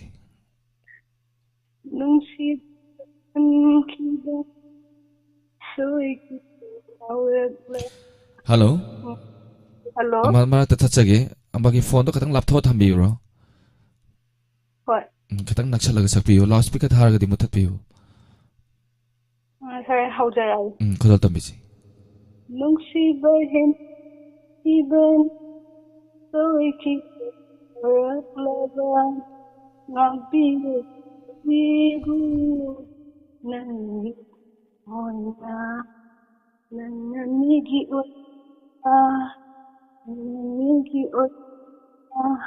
ay dinang do uron nigi o ni namini nangi ngam nangi ay ngam malin sedalay nangondo ba ay ini ay sida malin sedalay ngondo ba ay ini sida ay tamoy manglang itu mangga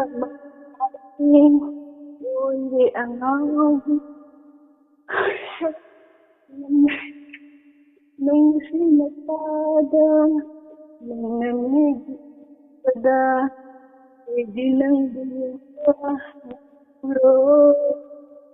ay namig taga Taje makasa tabiyo. namig ay namig baby ay buying ba magada nung siba na iba ya ba nagpiyo ko hindi ka mo nung siba na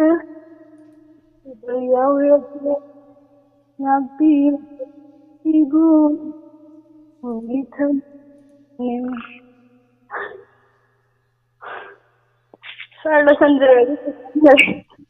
Hello, isa yamna fajana kodol tambi aduga lapchat tale video mayamna robot yumna babita devi chini asomni toy bimola konsam purnima seram payal elangbam thoibi devi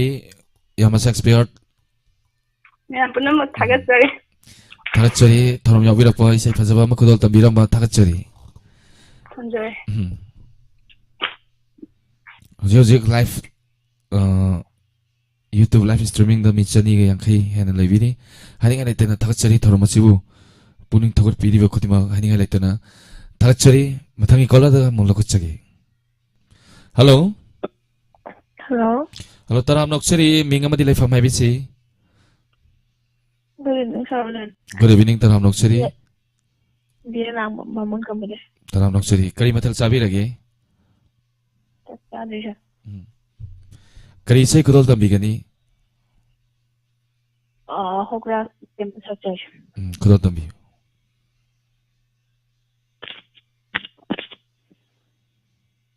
nung dam patangi kum hai se karma matam da loi ga ba nung dam patangi kum hai se karma matam da loi ga ba करिशु खंजादबा नानाइदा करम्बा चांगीनो दाहाकी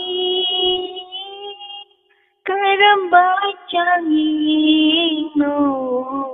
दाहाकी नोंदम्बदंगी कुम्हैशे करम्बा मतंदा लोइगबा खांबदा वारबा पुंशीशे मखोल थोपना कबलागे खांबदा वारबा पुंशीशे मखोल थोपना कबलागे येनिंग हुल्लखिदारा आमुखन्ना मचु थोक्रबा उन्शीशीदा मचु थोक्रबा उन्शीशीदा नोंदम्बदंगी कुम्हैशे करम्बा मतंदा लोइगबा लोइख्रशनु मपोक अशे अशुम्ना किमख्रशनु पुंशीशु तांगोइगुम लोइख्रशनु मपोक अशे अशुम्ना किमख्रशनु पुंशीशु तांगोइगुम नुंगाइबागयेकनाबा लाइबाक्सीदा मरुप ओइजरगे अशीबगा मरुप ओइजरगे अशीबगा नोंदम्बदंगी कुम्हैशे करम्बा मतंदा लोइगबा करिशु खंजादबा नानाइदा करम्बा चांगीनो नाहाकी करम्बा चांगीनो नाहाकी जी sir थासरी इसा यावना फजना सकपिरे संगापो मनजना बिए लांगमम से diamond TV की पुष्पारानी ने मिंगथोलम पिबिरे अदुगा सुरना इसा यावना फजै थागत Meena नुंगदोय थोमपता no यामा Shakespeare अदगी संगापो मनजन यशना मंगांग देवजानी कसर शांतिबला लाइश्रम इवेमसा निंगथौजम पूर्णिमा serum पायल अलांगबम लाइवचैट खर समजन जगे लाइवचैट ले वीडियो में हमना इसा यावना फजै हेदन हाइबिरे थैंक यू मैम थाचरी ngasi sai sakna sei thoramasi da call tobiratna thoramasi mapung phan biba थाचरी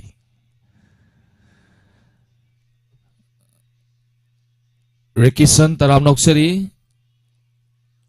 मिंगसे अरे रे बनी पाजरे जे वारो बिरोय बिमसेन हेलो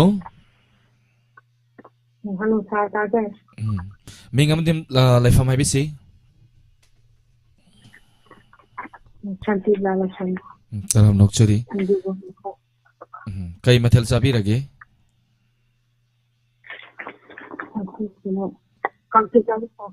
हेलो काय ले बिदिनो खतंग खतंग थोपी बया गदन मफम केनो दा हाइतारे पट पट तत पगुम तो फॉल दो loud speaker थाबी bro Taba ताजरे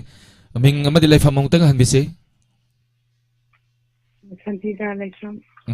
Udubar Mako. Taranok Sadi. Kari Mathal Sabiragi. Country Jaisa. Kari Say Kudal Tambigani.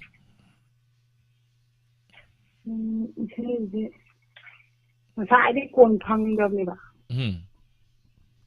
Kar ma thap ni jalam ta. Kui re na kon phang tre je nga sinu. Na thi ha yin din chao da. Pak sak phang a me khalu ba. Say Kudal Tambisi. Iki sama to na. Amo chawa do. Ai na khan bana ma ma na khan bana ma. Sa ai haujarage ba. Kudal Tambisi. Iti huma ahini nai to thuira phado thajanangu mai dari nungi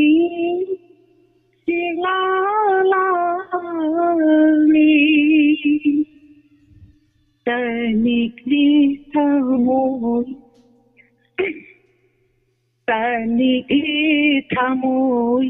ngashigi ahingse thajanoi aniri kumhaidal tanikli thamoy Malangda ngaujadi hada sila karigi khalluri nangita oina nangita natini numadon thajasi iyaida sasari haro sulairi ro tawganu sivao khanja ho thamoida tawganu sivao thamoida khanja ho thajani taibang thamoigi thajani taibang thamoigi tanikli thamoy ngashigi ahingse thajanoi anigi kumhaida isa kai ni Maka Tabiyo. thajana hakshu karigi tandire thajao na hakshu karigi tandire samladi mahaki thamoigi yawa thajao na hakshu karigi tandire samladi mahaki thamoigi yawa karigi lepana sakli banangna kanagi mapanda sironi khanna kainava sanava nakhoi na tambiva kainava thunava nakhoi na tambiva yengli ne taibanga nakhoigi kumhaida yengli taibanga nakhoigi kumhaida tanikli thamoy ngashigi ahingse thajanoi anigi kumhaida tanikli thamoy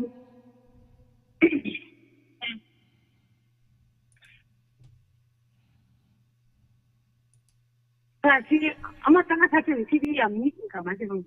yana ka. Kudal Tambisi Matiyama.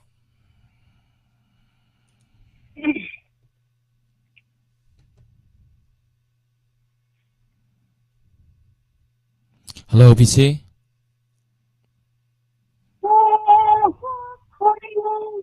London bắc khôi môn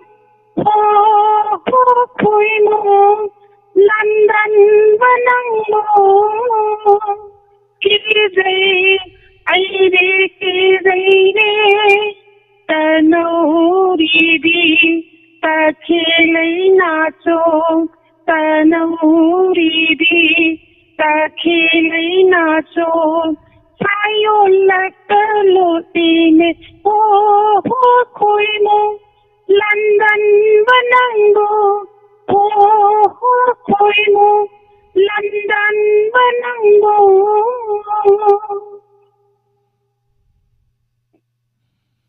Hamoy lai rang si sakai rakle khôi môn con thang yai bada môi lay đằng si sakai rakle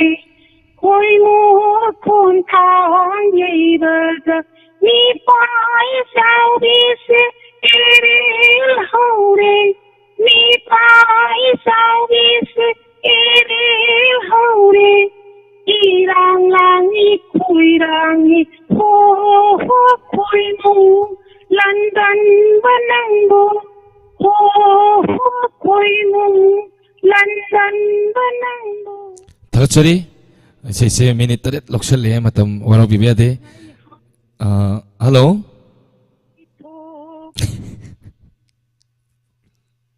Amoy apang di ho ngay ha tu ni lấy thuốc la ai ghi ta ngồi ở bằng đi nắng nắng luôn nắng nung si hai đợt nắng nắng luôn nắng nung si hai đợt ô tan hoa pan ta khi đi ho quay mông London banango khôi môn London banango kỳ dây ai đi kỳ dây nè ta nấu đi ta khi lấy nacho ta nấu đi ta khi lấy nacho sinh nhẹ lạc ta lột đi nè khôi môn London banango khôi môn London banango kỳ dây ai đi kỳ dây nè ta nấu đi ta khi lấy nacho ta nấu đi ta khi lấy nacho sinh nhẹ lạc ta lột đi nè khôi môn London banango Thakachari phanging ai se ni saure Thakachari live chat la video ma amna kobiri amadi Diamond TV channel gi tharom si bo yawiduna tharom si mapung phan biramba Thakachari mathangi kola da khudong sawa pijari Rekison taram noksari sarang tem sosila suesana sangapa manjan tokpa maton ngasai meng khar pathok sagi to bujing loi siang rekes ratan net se ungjalai yang jauge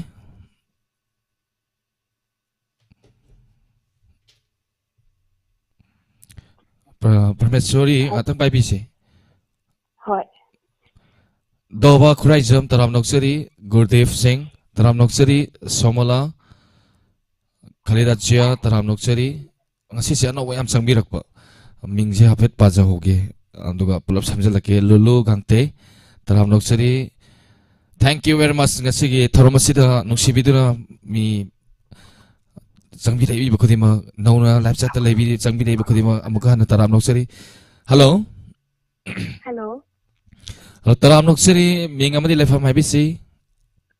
Saya terbiasa kompanya pension Singapura nih. Ramisa kai mathal chabi ragi kena soki ingkang cara sa jam adadi mathal yama mani hairak warani kai se kodol tambi gani sa wakal ji ta udo sa ke jan pa angang salakkadoiro. Hoi. Khulot tambisi. Sai hꯧꯖꯔꯒꯦ. Wasangi Auraka moyana Sumatasu Kagabanaku Aina karamna Nintinani Jangin dauke Haladuna Ini ese Wikirlawasu Entagilakami uriba Kamoy dalutuna Laikrawa Kamoy dalutuna Laikrawa Ayo karamna nisirani Tagu kanisla thawalata No dona beba thajani Puning warang kadile kirla Moira tamsin yebrani Tagu-tanikla thawalakta No madonna bema tharani Muning warakadiye jilva Tamoita tamsi yerani Khoira lawaraba alinche Khamdula nekhanige tesindini Nimata amritan kalmaduna Aniligi hadarasatamke Mabuhahan biraro Mahasna Aitarapasam-lana Aigi khazai-da tinglakpa Tuklaroy-da-langi Loisanjage. Sorry, yamna nungai family mani hadi isanu paje mayamgi mamda haidari mirak tin matam birini thachari tharom yabirakpa lapchat ta lebiri mayamna angang suyamna he mama ya holakanu wa habire Sir ayam de mum sa oidoiba kamu lokselene phajana he kada mum mayam su fagi tawreidi mama gi konje di ngam ya su me apuna mun nga pi gani thachari tharom yabirakpa aninga leitena thachari matangi kola lokachage duga loirakpada horen aigi khanbira paisai ama khulo tamjage duga loisanjage hello Good evening. Good evening. Taram noksiri mingam ni lefam habisi. Ai sinjawai tinga sa tagi atomlin toy. Asomni toy taram noksiri kari mathal sabi rage. Si hawan thumbaga bura la daga.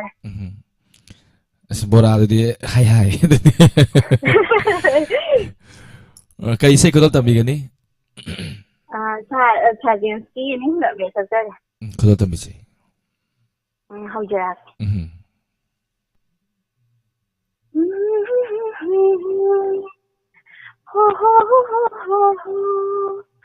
Beginning halakle ay thamoy se nangi nushi pasang urubana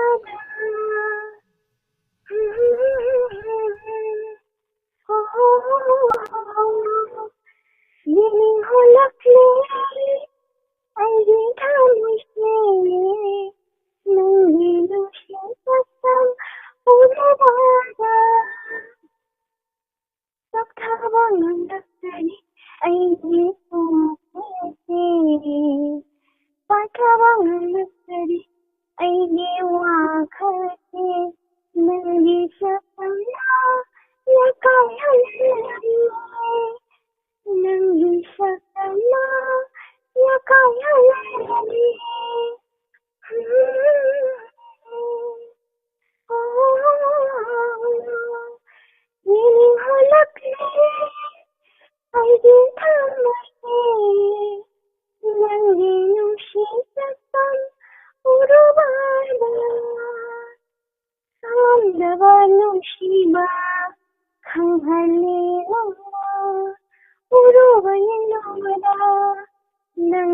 shumai sakam ai ta bana kamai ba shuhai kam dawan shimba kamale langa uro vayno bada nangi shumai sakam ai ta bana kamai ba shuhai Niku amat tersun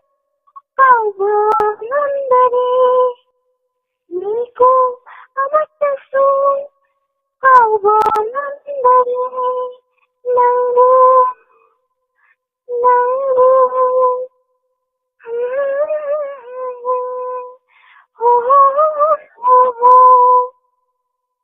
Yening hulak le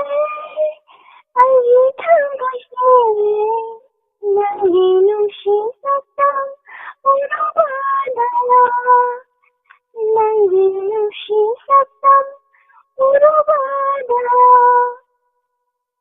Sila bamalan siya hula Hula wada Nungsi bigla Tot hali Ay hata Nangi atang Ababu Ang naman Lava maya hula hula wada Nusirik na tot hali ay hagdansi Nangyatang amabu hangyabang Hamoy isip kapag napirig Nafanda Nafanda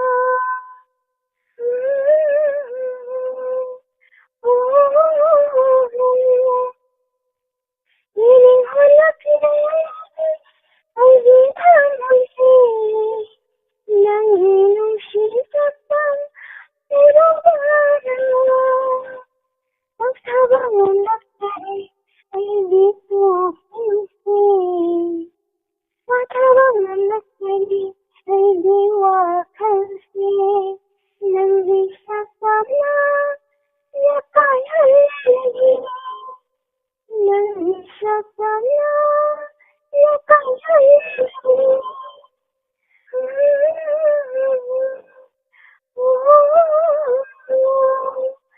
Yening hulak le ay di tangsi Nangi nungsi satang Uro badala Nangi nungsi satang Uro badala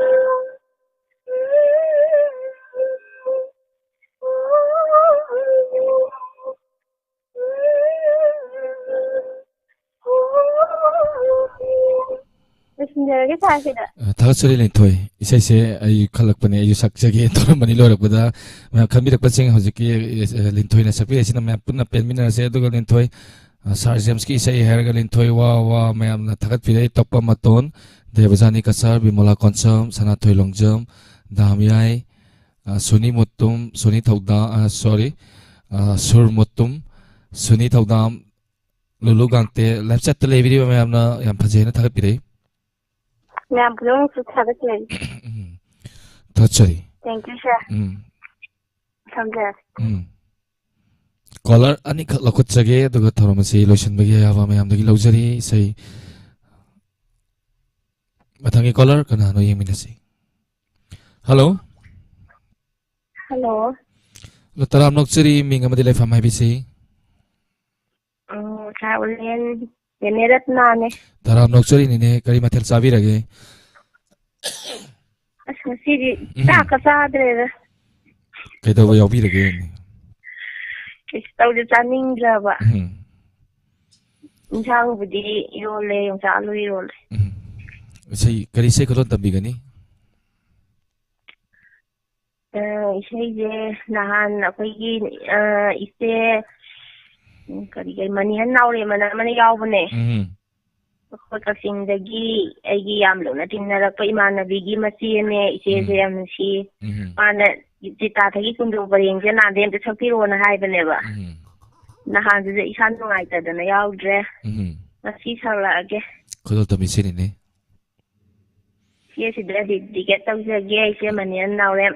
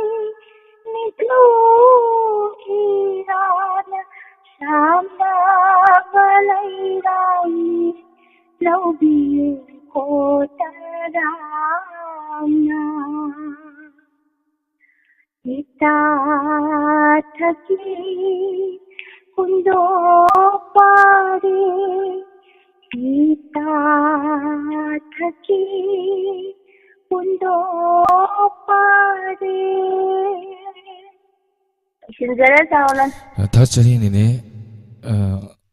lapsa television me amna thak pire daga jiten 1 2 3 kalita ja sanjay raman tomisana iche tamubi chirom live chat ta lebi ma yamna thagat pirei samjanjage matam china loisalakpa na mar marga Thagatsari mayambu sauret ai kenomta hajauge hadisi ꯑꯩꯈꯣꯏꯒꯤ life ꯆꯥꯔꯠꯇ ꯂꯩꯔꯤꯕ ꯃꯌꯥꯝꯁꯦ ꯄꯨꯛꯆꯦꯜ ꯈꯣꯏꯖꯦꯜ ꯇꯤꯟꯅꯅ ꯊꯃꯣꯏ ꯁꯦꯡꯅ ꯂꯣꯏꯅꯁꯤ ꯑꯗꯒꯤ call ꯐꯪꯗꯕ ꯑꯩꯈꯣꯏꯒꯤ ꯌꯥꯝ ꯌꯥꯎꯔꯤꯗꯅ ꯑꯁꯤꯁꯨ ꯁꯥꯔ ꯅꯣꯡꯃ ꯅꯠꯇ꯭ꯔꯒ ꯅꯤꯅꯤ ꯑꯣꯏꯁꯨ ꯊꯝꯕꯤꯌꯣꯕ ꯃꯣꯏꯒꯤ ꯑꯩꯈꯣꯏ ꯑꯗꯨꯝ ꯌꯥꯎꯖꯔꯣꯏꯕ ꯍꯌꯦꯡꯁꯦ ꯉꯁꯤ ꯀꯣꯜ ꯐꯪꯕꯤꯈ꯭ꯔꯕ ꯏꯁꯩ ꯁꯛꯄꯤꯈ꯭ꯔꯕꯁꯤꯡꯅ ꯄꯣꯊꯥꯕꯤꯒꯅꯤ ꯍꯌꯦꯡ ꯑꯃꯨꯛ ꯉꯁꯤ ꯀꯣꯜ ꯐꯪꯍꯧꯗꯕꯁꯤꯡꯗ ꯈꯨꯗꯣꯡꯆꯥꯕ ꯄꯤꯖꯒꯦ ꯍꯣꯏ ꯑꯗꯨꯃꯥꯏꯅ ꯊꯝꯕꯤꯌꯣ ꯑꯩꯈꯣꯏꯁꯨ ꯌꯥꯎꯖꯔꯛꯑꯣꯏ ꯑꯗꯩ ꯃꯌꯥꯝꯅ ꯅꯨꯡꯁꯤꯕꯤꯕꯒꯤ ꯑꯩꯉꯣꯟꯗ ꯂꯇꯥꯒꯥꯏꯅ ꯊꯣꯟꯕꯁꯤ ꯃꯤ ꯃꯕꯨꯛ ꯅꯥꯕꯁꯨ ꯌꯥꯎꯔꯕꯅꯦꯕ ꯀꯣꯊꯥ ꯀꯣꯊꯥ ꯁꯛꯄ ꯆꯣꯗꯥ ꯆꯣꯗꯥ ꯁꯛꯄꯗꯨꯗ ꯂꯇꯥꯒ ꯍꯩꯖꯤꯟꯗꯅ ꯀꯥꯏꯅ ꯃꯤ ꯑꯩ ꯃꯌꯥꯝ ꯊꯥꯒꯠꯂꯒ ꯑꯩꯅ ꯅꯠꯇꯦꯗ ꯂꯇꯥ ꯍꯦꯛꯇ ꯑꯣꯏꯒꯗꯕ ꯅꯠꯇꯦ ꯁꯤꯗꯤ ꯑꯩꯈꯣꯏ ꯃꯌꯥꯝꯒꯤ ꯄꯣꯊꯥꯐꯝꯅꯤ ꯅꯨꯡꯁꯤꯅꯅ ꯑꯩꯈꯣꯏ ꯐꯦꯃꯤꯂꯤꯁꯦ ꯐꯖ ꯐꯖꯕ ꯋꯥꯍꯩ ꯋꯥꯇꯥ ꯁꯤꯖꯤꯟꯅꯔꯒ ꯂꯣꯏꯅꯁꯤ ꯊꯃꯣꯏ ꯁꯦꯡꯅꯁꯤ ꯍꯥꯏꯖꯒꯦ ꯑꯗꯒꯤ ꯐꯪꯗꯕ ꯃꯌꯥꯝꯒꯤꯁꯨ ꯑꯗꯨꯝ ꯅꯨꯃꯤꯠ ꯑꯃ ꯈꯥꯏꯗꯣꯛꯄꯤꯌꯣ ꯈꯨꯗꯁꯨ ꯌꯥꯎꯖꯔꯣꯏ ꯑꯗꯨꯒ ꯅꯨꯡꯁꯤꯅꯅꯗꯤ ꯋꯥꯍꯩ ꯋꯥꯇꯥ ꯁꯤꯖꯤꯟꯅꯁꯤ ꯂꯥꯏꯐ ꯆꯥꯔꯠꯇ ꯏꯅꯕꯁꯨ ꯋꯥꯍꯩ ꯋꯥꯇꯥ ꯐꯖ ꯐꯖꯕ ꯔꯦꯁꯄꯦꯛ ꯑꯃꯒꯤ ꯃꯈꯥꯗ ꯏꯟꯅꯁꯤ ꯑꯩꯈꯣꯏꯁꯦ ꯏꯆꯤꯜ ꯏꯅꯥꯎ ꯄꯣꯛꯃꯤꯟꯅꯕꯗꯧꯅ ꯂꯣꯏꯅ ꯅꯨꯡꯁꯤ ꯑꯗꯒꯤ ꯑꯩꯈꯣꯏꯒꯤ ꯃꯣꯔꯦꯗ ꯏꯆꯦ ꯁꯅꯥꯒꯗꯣ ꯑꯩ ꯃꯣꯔꯦ ꯆꯠꯂꯗꯤ ꯑꯝꯇ ꯊꯤꯒꯦ ꯇꯧꯕꯅꯦ ꯀꯌꯥꯝ ꯅꯨꯡꯁꯤ ꯂꯥꯏꯐ ꯆꯥꯔꯠ ꯊꯣꯛꯂꯛꯇ꯭ꯔꯁꯨ ꯑꯗꯒꯤ ꯑꯩꯈꯣꯏꯒꯤ ꯕꯤꯕꯤꯅꯒ ꯇꯧꯊꯣꯔꯛꯄꯗꯣ ꯏꯁꯩ ꯍꯩꯕ ꯅꯠꯇꯦ ꯍꯥꯏꯕ ꯑꯗꯨ ꯅꯨꯡꯁꯤꯗ꯭ꯔꯣ ꯃꯥꯅꯒ ꯇꯧꯔꯛꯄꯗꯣ ꯁꯥꯔ ꯑꯣꯟꯂꯦꯟ ꯍꯨꯃꯥꯡ ꯁꯧꯏꯗꯥꯒ ꯑꯩꯈꯣꯏ ꯋꯥꯟꯊꯒꯩ ꯅꯣꯏꯅꯤ ꯌꯥꯝ ꯅꯨꯡꯉꯥꯏ ꯍꯥꯏꯕ ꯃꯣꯏ ꯑꯃ ꯊꯣꯛꯂꯛꯇꯕꯗ ꯑꯩꯈꯣꯏ ꯀꯌꯥꯝ ꯅꯨꯡꯉꯥꯏꯔꯣꯏ ꯍꯧꯖꯤꯛ ꯑꯩꯈꯣꯏꯒꯤ ꯏꯄ꯭ꯋꯥ ꯆꯥꯅ ꯊꯣꯛꯂꯛꯇꯕꯗ ꯑꯩꯈꯣꯏ ꯀꯌꯥꯝ ꯅꯨꯡꯉꯥꯏꯇꯦ ꯏꯍꯥꯡ ꯍꯥꯡꯉꯤ ꯍꯥꯏꯕ ꯁꯨꯃꯥꯏꯅ ꯑꯗꯒꯤ ꯀꯔꯤ ꯌꯥꯝ ꯀꯩꯅꯣ ꯇꯧꯕ ꯑꯃ ꯌꯥꯎꯕꯗꯣ ꯈꯦꯡꯕꯗꯣ ꯀꯔꯤ ꯃꯃꯤꯡꯗꯣ ꯀꯥꯎꯔꯦ ꯇꯤꯂꯣꯇꯃꯥ ꯃꯥꯅꯒ ꯇꯧꯊꯣꯔꯛꯄꯗꯣ ꯅꯨꯡꯉꯥꯏ ꯍꯥꯏꯕ ꯑꯩꯈꯣꯏ ꯃꯌꯥꯝꯁꯦ ꯁꯨꯃꯥꯏꯅ ꯑꯩꯈꯣꯏꯒꯤ ꯇꯧꯕꯤꯔꯛꯄ ꯃꯌꯥꯝ ꯄꯨꯝꯅꯃꯛꯁꯦ ꯂꯣꯏꯅ ꯅꯨꯡꯁꯤꯗꯕ ꯑꯃꯠꯇ ꯌꯥꯎꯗꯦ ꯂꯣꯏꯅ ꯅꯨꯡꯉꯥꯏ ꯂꯣꯏꯅ ꯇꯥꯅꯤꯡꯉꯤ ꯑꯗ ꯑꯩꯈꯣꯏꯅ ꯁꯨꯝ ꯃꯌꯥꯝꯅ ꯏꯟꯁꯄꯦꯛꯇꯔ ꯇꯌꯥꯏꯗꯒ ꯑꯩꯅꯒ ꯇꯥꯈꯤꯕꯗꯣ ꯃꯌꯥꯝꯅ ꯀꯨꯄꯤ ꯅꯝꯃꯒ ꯇꯥꯔꯤꯅꯦ ꯍꯥꯏꯕ ꯁꯥꯔ ꯍꯣꯏꯅ ꯇꯥꯍꯟꯕ ꯈꯟꯕ ꯅꯠꯇꯦ ꯍꯥꯏꯕ ꯑꯩꯈꯣꯏ ꯃꯁꯦꯟ ꯄꯪꯌꯥꯟ ꯌꯥꯟꯅꯕ ꯅꯠꯇꯦ ꯍꯥꯏꯕ ꯁꯤ ꯄꯣꯠꯁꯦ ꯑꯗꯣ ꯃꯣꯏ ꯁꯨꯝ ꯃꯤ ꯃꯕꯨꯛꯆꯦꯜ ꯄꯤꯛꯄ ꯍꯥꯏꯒꯗ꯭ꯔꯥ ꯌꯥꯎꯔꯤꯑꯕ ꯈꯔ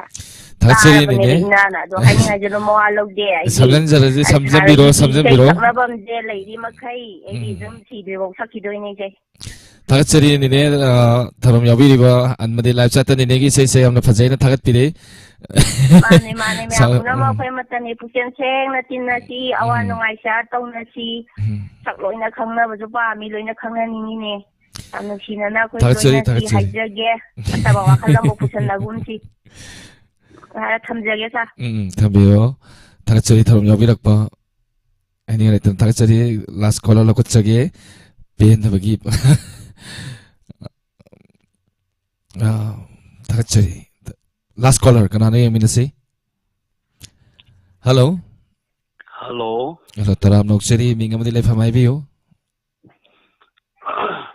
ꯁꯤꯡꯖꯃꯩ ꯋꯥꯡꯕ ꯏꯕꯨꯇꯤ ꯂꯩꯀꯥꯏꯗꯒꯤ ꯑꯃꯔꯥꯖ ꯁꯪꯂꯥꯛꯄꯝ ꯇꯔꯥꯝ ꯅꯣꯛꯆꯔꯤ ꯑꯃꯔꯥꯖ ꯀꯔꯤ ꯃꯊꯦꯜ ꯆꯥꯕꯤꯔꯒꯦ ꯉꯁꯤꯁꯤ ꯀꯥꯡꯁꯣꯏ ꯑꯃ ꯑꯗꯒꯤ ꯂꯣꯃꯥꯡꯈꯥ ꯕꯗꯥꯝ ꯀꯩꯀꯩ ꯇꯧꯔꯒ ꯀꯥꯡꯍꯧ ꯑꯃ ꯇꯧꯏ ꯈꯨꯗꯣꯜ ꯇꯝꯕꯤꯁꯤ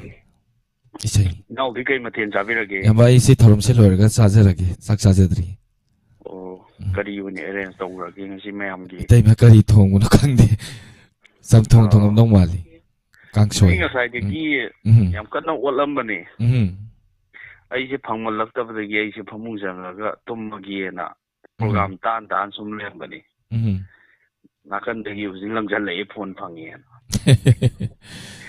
이때만 올라디 이때만 다오 야베도. 다오시 마나 khara hele haitare. 다같이 다음 여비락바 야마 kay isay ko dal tambigani. Isay Ranbir na sakpigi ba isay ni. Adong pati mo katang kudol tamjagi. Kudol tambisi. Lairami aigisu matam amada thawaidagisu helami ama adubu chakre thadok tunamadi nungsibabu mana kongoinaram laga Lairami aigisu Matang amara Kawaidagi-su Lambi ama Nungsigi lambiri Kauba laite Thamoida nauhona May sakpiri Nungsigi lambiri Kauba laite Thamoida nauhona May sakpiri Ahing kaya Thenglaga May sakna sumna Helagiba Ahing kaya Thenglaga May sakna sumna Helagiba Masibu karamba Nungsigi changyengno Masibu karamba Nungsigi chaynano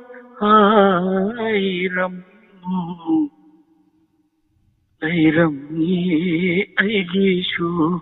Matang amara Tawaidagisu Lambi ama. Thank you. 타짜리 say yang kuda pasana kudal tambire punsigi lambidi kau balaite thamoida nauhona mai sakpiri taksari ya mati em sumsai saksarakuni Lechat television matam si longning de matik sum marakta sum kra sum thongjarake yam haybagi dinate pamjabagi haitare ne pamdian pamje adagi koi ino Shakespeare madi magi ibema moi punnaga sakminarakpa yam tabada yam nungai ate ma'am saknari ma'am se aishu keno tori magi track ka tharaga sakpadu aidagi yaroidrana aisu try tawgene yam kan tawri kangna sakpasi kitang nungaite haitare 타짜리 sakpasi huye saiji tholu yado matanga yore yam bisay yam live chat television mayamna yamagi say pasayena mayamna khwa khubiri amadi ngasigi Diamond TV na santoksari ba isay sakna si thoram sida last caller oibidana isay mapung phana fazaba isay masakpirambagidamakta yamabu haninga letana thagachari mayam punamak pusu kurumjari naolenu thagachari matam kuina sangna thorum ate mayam galoina na isay sakna si program si matam sangna kuina sandokpa ngam oina bai sorgi mafam da su aina su thonijari yamagi bordagi maksu aroibada kurumjari 타짜리 yamagi bordagi mayamgi sewa anaya yaudana tawang amoijage 타짜리 ngasigi thorum yaubirakpa last caller oikre ngasigi call fangawdaba singna hayeng pung 2:30 chupna Sunday gi isay sakna si thorum pung 9 dagi santokjage tara makhaibo mayam soidana saru yabiyo ngasi call fangawdraba jingda hayeng khudong chaba pimina che ngasi call phangmigrab ichana nausingna hayeng simtang di pathabiyo aduga ngasi call try tawbikraba ichana naw isai program yengdaba yauri call try tawbada aininga letana thagachari thoramasibu nungsibiba thoramasibu mayamna pukning thagotpibani amadi mayamna thawai hapibani aininga letana thagachari isai matek ani khudang dogal tamjage aduga losinjage inspector tayai makha chatajaba chaniga marpuga mathoi suba tangkak mayam ngai minase pung 12 tadringaida pung 33 tadringaida soidana santoksanaba sem sajari isai matek kodol tamjaramge aduga mayam dagi loisanbage yaba lokjage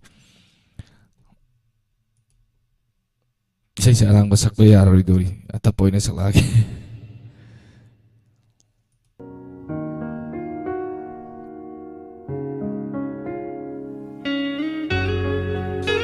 live chat to michaniga hondra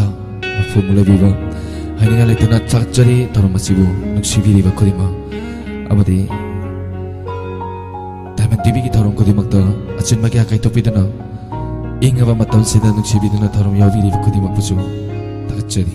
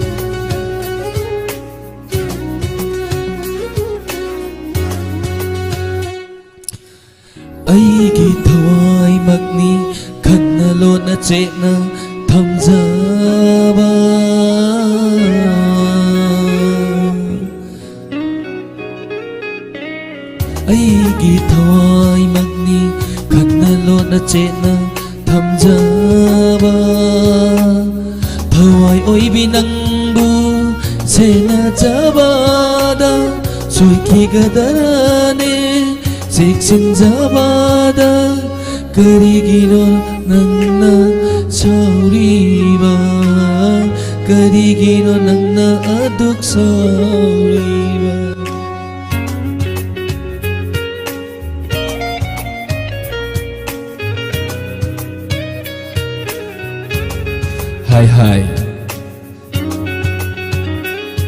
Sounds like kind of simple. Expected ay ikat ba yadre sound? Ay di nang bunungsi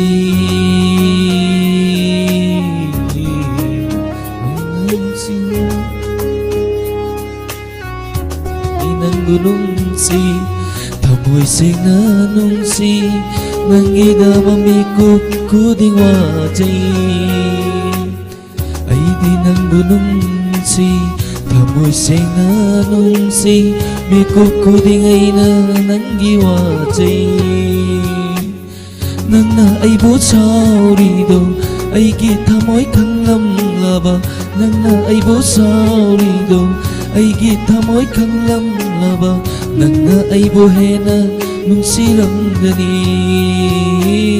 Nang ay buhena nung silang gani 박철이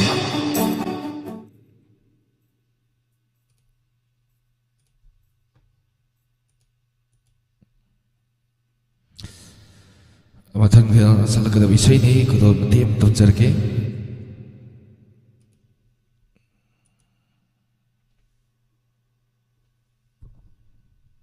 그리 제 말이며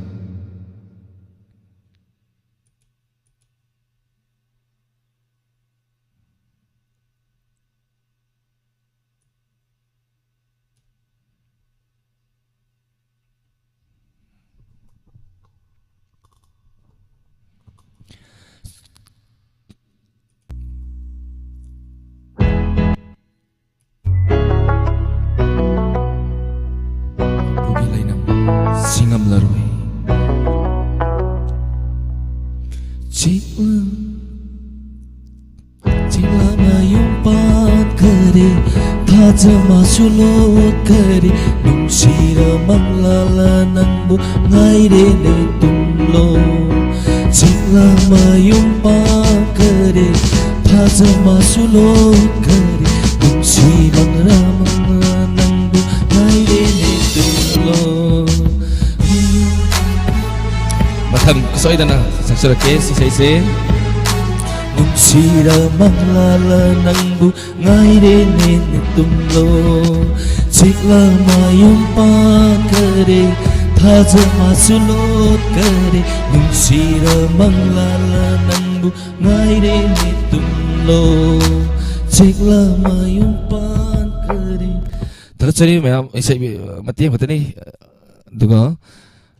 isai kambira isai ni mati makutal tamjaram ge duga mayam dagi loisan bage ya balujagi isai ahum saktore oro biroi sai sao na tawle de ta sakjaram ge mati matang mayam nong tharakanu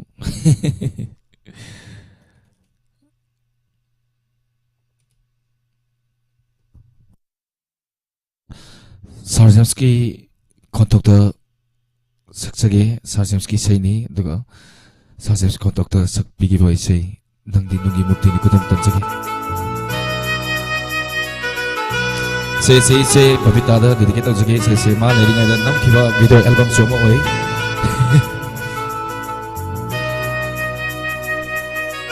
mani yimda lei ngai da ta isai asigi music nauna remake to bibani Vinod Kumar Sharma da madi Sarjamski kontakta se kudam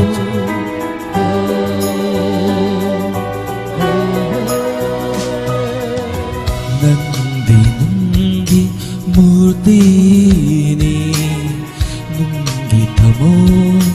panbini nungi murtini nungi thamon panbini nungi murtina bung nungsi kamba honabara nungi thamoi dabu minung sigi iri yauram gadara nungi murtini nungi thamon panbini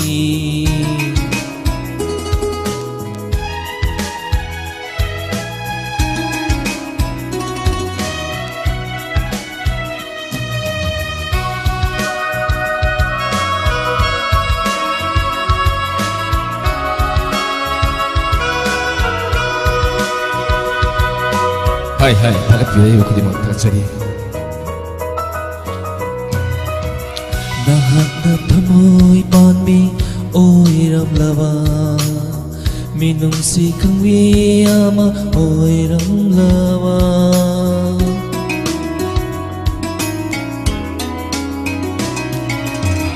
Nahak na thamoy panmi oi ram lava minung si kami ama oi ram lama asuk wajaram loi aigi punsi asuk wajaram loi aigi punsi miku matasu nuk jaram gani miku matasu nuk jaram gani nung si baidama wajaram loi nung si baidama kapjaram loi nungi murtini nungi thamon panbini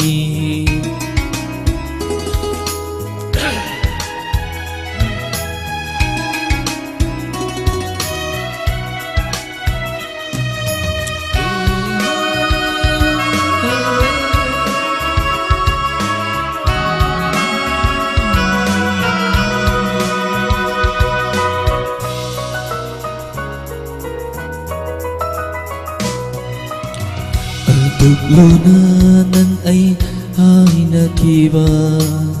ꯄꯨꯟꯁꯤꯒꯤ ꯂꯨꯔꯕ ꯋꯥꯐꯝꯗꯨꯕꯨ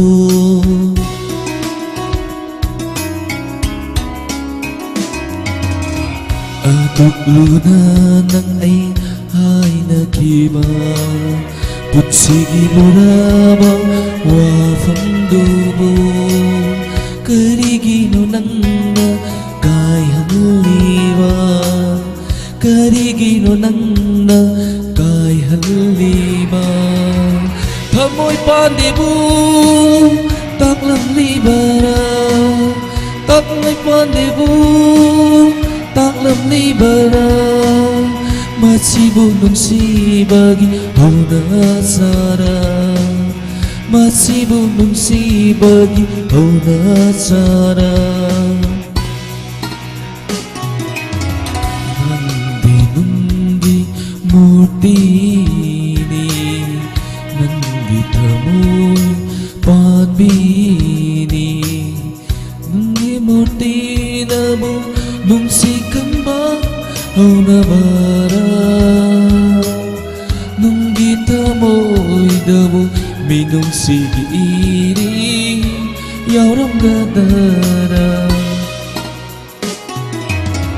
ꯅꯪꯗꯤ ꯅꯪꯒꯤ ꯃꯨꯔꯇꯤꯅꯤ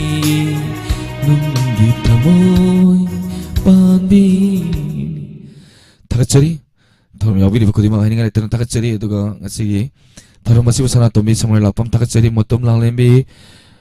ꯁꯦ ꯁꯅꯥ good night ꯊꯧꯔꯝ ꯌꯥꯎꯕꯤꯔꯝꯕ ꯍꯥꯏꯅꯤꯡꯉꯥꯏ ꯂꯩꯇꯅ ꯊꯥꯒꯠꯆꯔꯤ Sony ꯇꯧꯗꯥꯝ ꯁꯔꯪꯊꯦꯝ Sushila Ranjit ꯋꯥꯡꯉꯨ ꯇꯣꯞꯄꯝ ꯃꯇꯣꯟ ꯔꯤꯀꯤꯠꯁꯟ ꯗꯦꯕꯖꯥꯅꯤ ꯊꯥꯒꯠꯆꯔꯤ ꯃꯌꯥꯝ ꯏꯟꯁꯄꯦꯛꯇꯔ ꯇꯌꯥꯏ ꯉꯥꯏꯕ ꯋꯥꯗꯅꯕ ꯊꯧꯔꯝ ꯑꯁꯤ ꯁꯟꯇꯣꯛꯆꯕꯅꯤ ꯁꯥꯟꯇꯤꯂꯥꯜ ꯂꯥꯏꯁꯝ ꯁꯥꯎꯟ ꯅꯨꯡꯉꯥꯏꯇꯦ ꯍꯥꯏꯕꯤꯔꯦ ꯁꯥꯎꯟ ꯀꯔꯤꯁꯨ ꯄ꯭ꯔꯣꯕ꯭ꯂꯦꯝ ꯂꯩꯇꯦ ꯈꯂꯤꯗꯥ ꯖꯤꯌꯥ ꯊꯥꯒꯠꯆꯔꯤ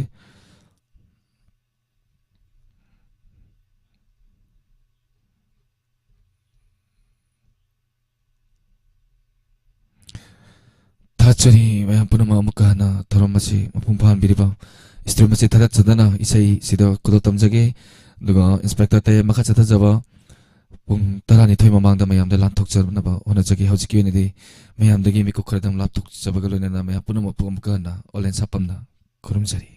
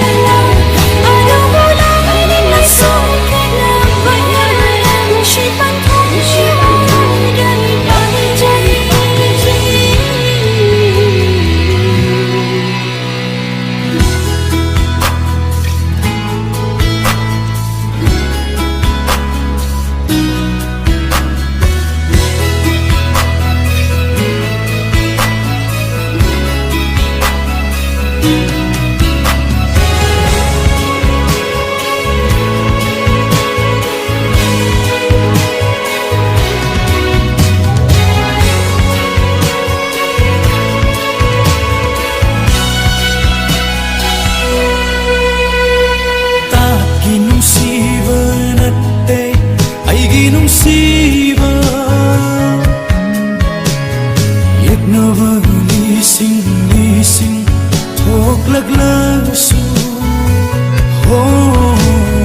ꯇꯥꯠꯀꯤ ꯅꯨꯡꯁꯤꯕꯗꯤ ꯅꯠꯇꯦ ꯑꯩꯒꯤ ꯅꯨꯡꯁꯤꯕ ꯌꯦꯛꯅꯕꯒꯤ ꯂꯤꯁꯤꯡ ꯂꯤꯁꯤꯡ ꯊꯣꯛꯂꯛꯂꯁꯨ ꯃꯥꯂꯦꯝ ꯑꯁꯤꯅ ꯎꯠꯀꯤ ꯃꯄꯩꯒꯨꯝ ꯂꯣꯏꯅ ꯇꯨꯝꯈ꯭ꯔꯕꯁꯨ ꯃꯔꯨꯍꯨꯝꯗ꯭ꯔꯤꯌꯦ ꯅꯪꯕꯨ ꯁꯦꯠꯄꯤꯅꯕ ꯑꯩꯒꯤ ꯏꯊꯥꯅꯨꯡꯗꯩ ꯑꯩꯒꯤ ꯏꯊꯥꯅꯨꯡꯗꯩ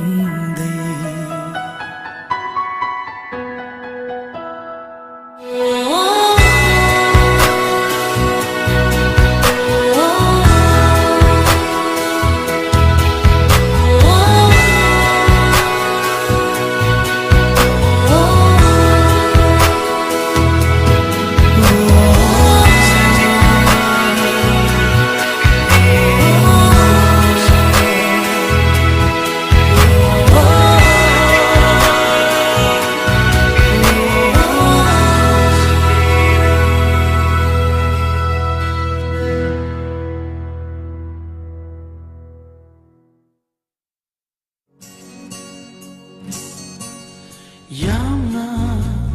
ꯂꯤꯛꯅ ꯅꯨꯡꯁꯤꯕ ꯅꯪꯅ ꯑꯩꯉꯣꯟꯗ ꯄꯤꯔꯤꯕ ꯌꯥꯝꯅ ꯂꯤꯛꯅ ꯅꯨꯡꯁꯤꯕ ꯅꯪꯅ ꯑꯩꯉꯣꯟꯗ ꯄꯤꯔꯤꯕ ꯅꯨꯡꯁꯤꯒꯤ ꯂꯪꯂꯥꯗꯣ ꯇꯠꯈꯤꯅꯤ Kidara, Kidara. Yamna, thamoido, aina hena nungshibei. Yamna, thamoido, aina hena nungshibei.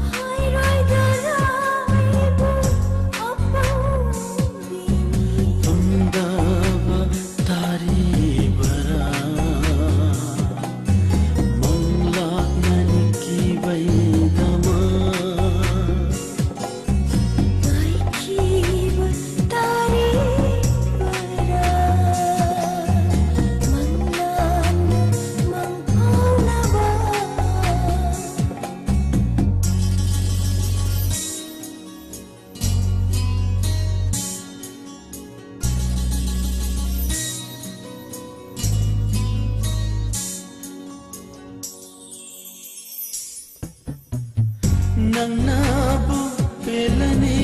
hairaba thawai mangase thabige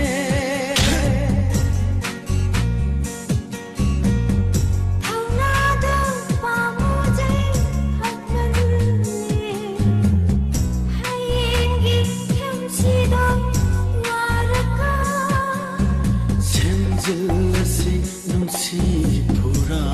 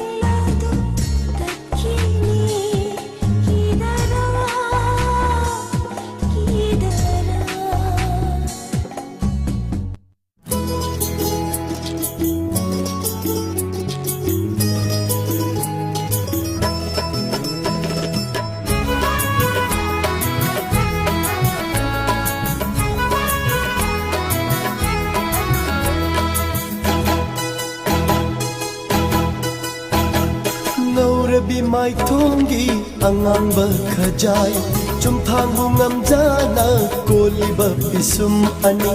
ꯂꯨꯔꯕ ꯂꯥꯏꯖꯗꯒꯤ ꯍꯦꯜꯂꯤꯕꯤ ꯅꯪꯒꯤ ꯃꯤꯠꯅ ꯑꯅꯤꯅ ꯂꯣꯟꯅ ꯇꯨꯃꯤꯟ ꯌꯦꯡꯂꯛꯄꯗꯤ ꯀꯔꯤ ꯄꯥꯎꯈꯨꯝꯅꯣ ꯆꯜꯂꯤꯕ Nilang oy bigyan natin Lona tumingin jaba Wahang suham jekhide Pau khong su chan jekhide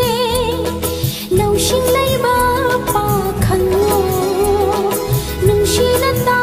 tau biranu Thabal da urong thi jani Nung shi mai shalang jani Nung shi mai shalang jani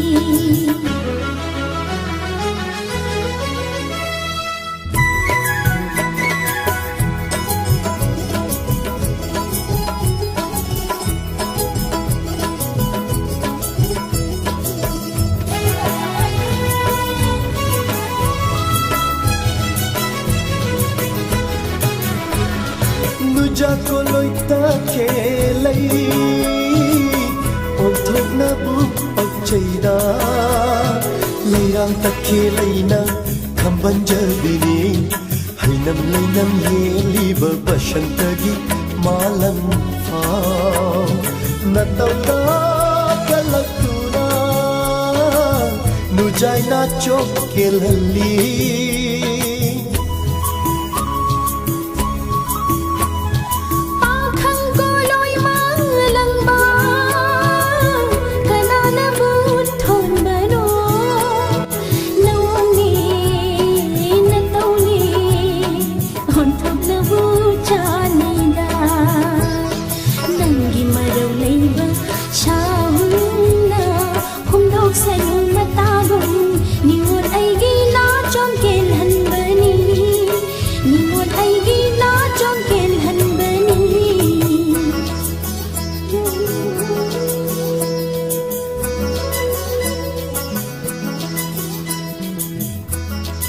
Mito shilo, keno haige. Karigiya Talicho Pare, adu eradi. Ai, Luzanangi nakada. Amukane yelo.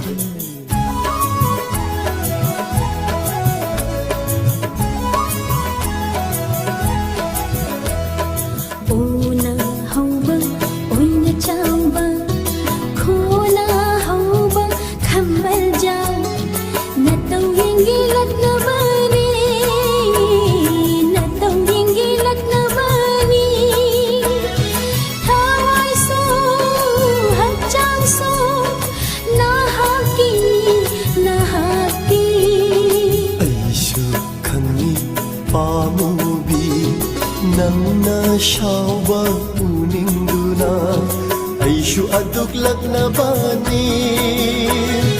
Langjakiwa irasin Ngapiyu ko nung sibi Ngapiyu ko nung sibi Ngaurabi mai thongi angamba khajai Chumthangbu ngamjana koliba pisum ani Luraba laijadagi helibi Nangi misna anina Lona tumin yang lakpadi Kari pau kongo chaliba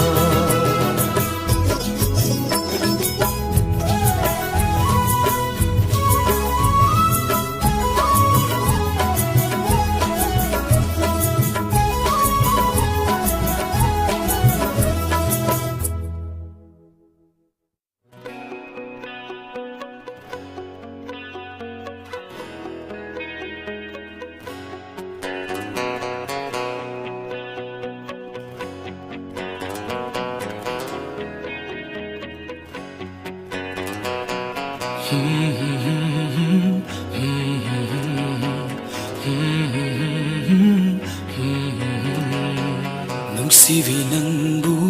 pamubi nangbu, nangi fajaba kalaktuna.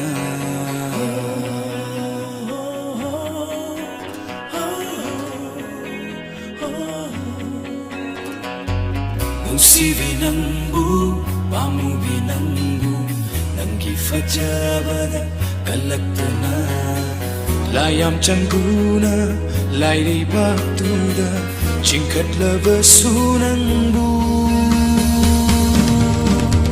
Nakut Paidu na Chintagani, Itanunda Kong Singani,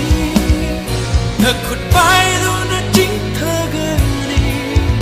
Itanunda Kong Singani.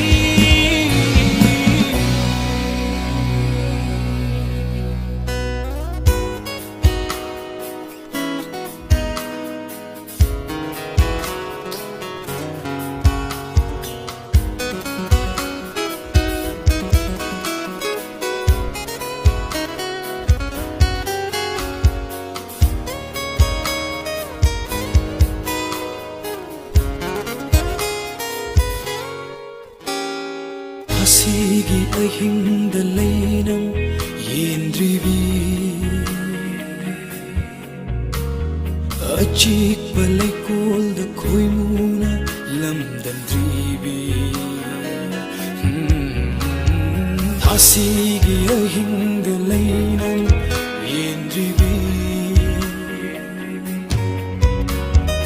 Achik balay kol da koy muna lamdan dribi Om libi lahina paribi mankino kinkino ngasigi tay bande sat kone amuktang ay gitamoy pamela sat kone amuktang ay gitamoy Layam Chanduna, Lairi Baktuda, Chinkat Lava Sunambu. Nakut Paidu na Chintagani, Itanunda Kong Singani. Nakut Paidu na Chintagani, Itanunda Kong Singani.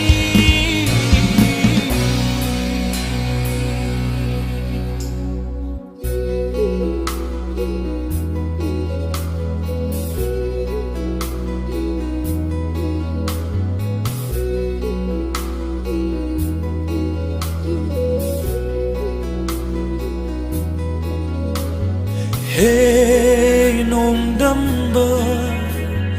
hey koyumo, hey nong damba, hey koyumo. Chiro ne yom laba mi oy bani, saram chat na kup laba thawai ni ha. Chiro ne yom laba mi oy bani. Saram chat na kupla bathawaini Sena biyu na koina Aigi nungsibi mahaku Oy han biyu aitagi Aigi nungsibi mahaku Layam chanduna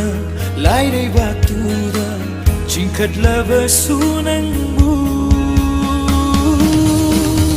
Nakut Paidu na Chintagani, Itanunda Kong Singani. Nakut Paidu na Chintagani, Itanunda Kong Singani.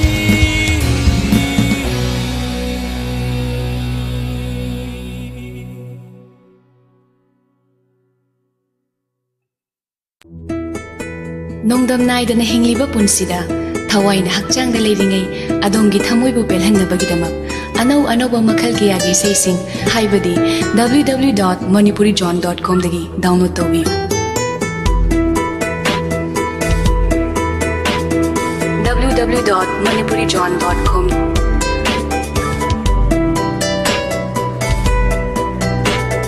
www.manipurijohn.com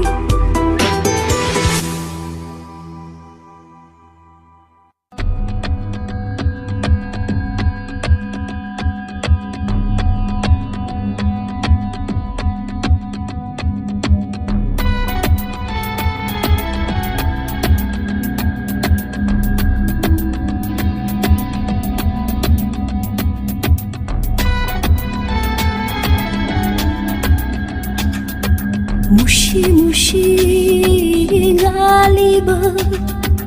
ꯑꯩꯒꯤ ꯊꯋꯥꯏ ꯃꯆꯥꯁꯦ ꯍꯣꯒꯥꯏꯗꯨꯅ ꯌꯦꯡꯕꯤꯔꯣ ꯅꯪꯒꯤ ꯃꯤꯠꯇꯝ ꯂꯥꯠꯂꯤꯌꯦ ꯅꯨꯡꯁꯤ ꯁꯛꯇꯝ ꯊꯦꯠꯂꯤꯌꯦ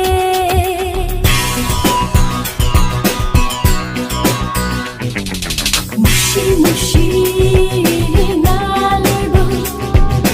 아이기 타와 할마차세 오가이구나 하얀기로 남겨졌던 나기에 눈시 섞던 태피에 남겨졌던 나기에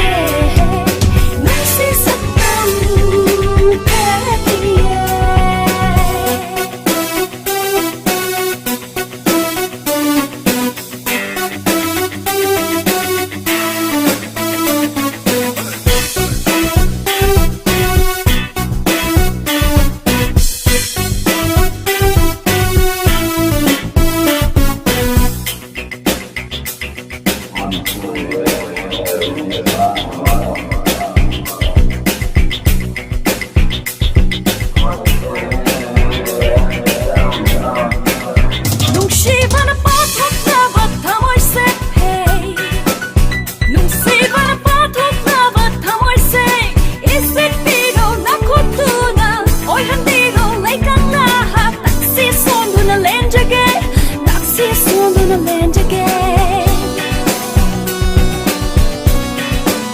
Non si para poco tava tamoise isipiro na kutuna oyan biro laikang laha taxi sondo na lenjage taxi sondo na lenjage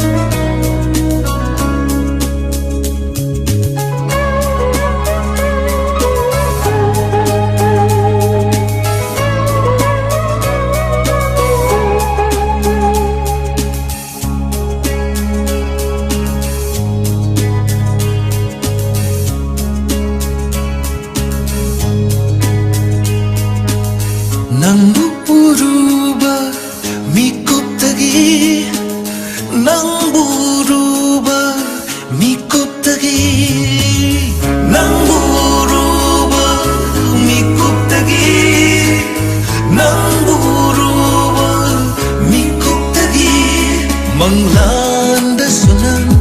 Taibanda sunang Manglanda sunang Taibanda sunang Nantani uri bagi misida Nangi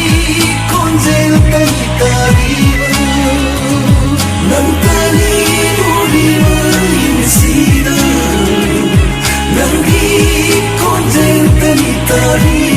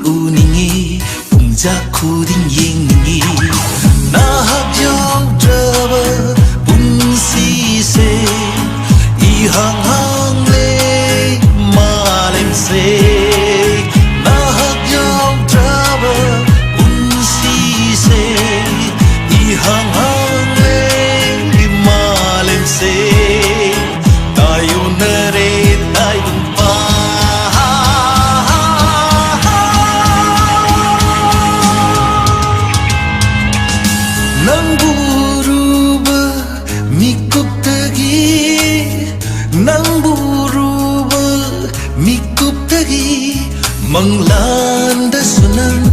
Taibanda sunang Manglanda sunang Taibanda sunang Nantani uri bagi misida Nangi konjel kai tariba Nantani uri bagi misida Nangi konjel kai tariba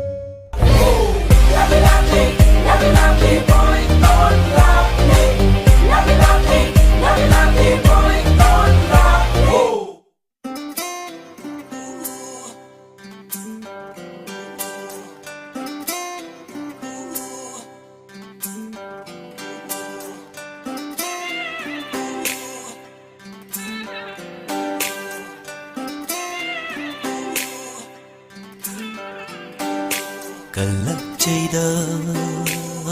mai thumbu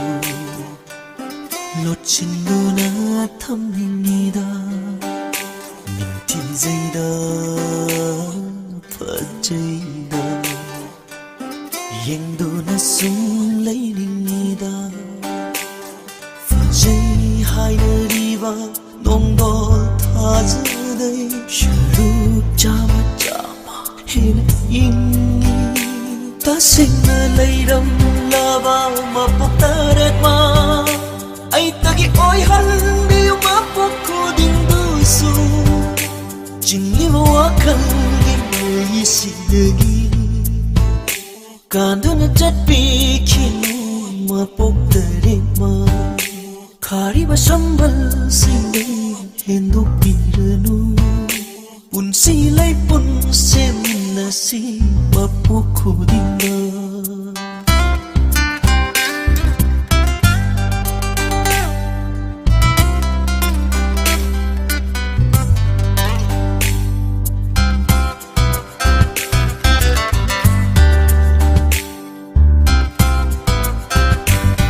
nangi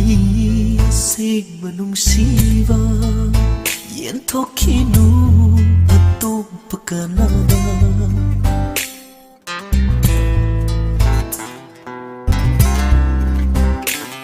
nangi sing manungsiva pathokinu atop kana kambal sawi hai binu chen piki khan kinu chingli wakal gi sindagi kanduna chatpi khinu mapok tare ma khari ba sambal singde hendu piranu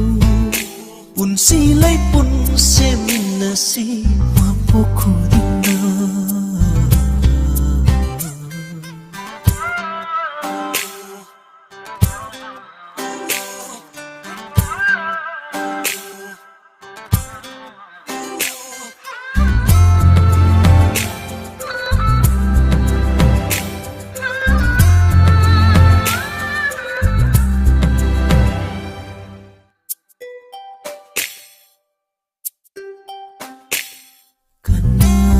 Busho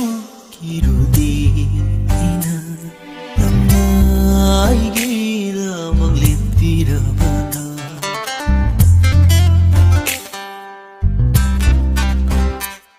kana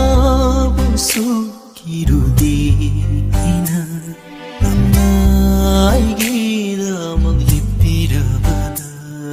akan banong leilak su Jabung tatkani aina Nangi dama Ngamgani thawai thawa na shunglangi Kanduna chatpi khino sambal sidagi Shumatida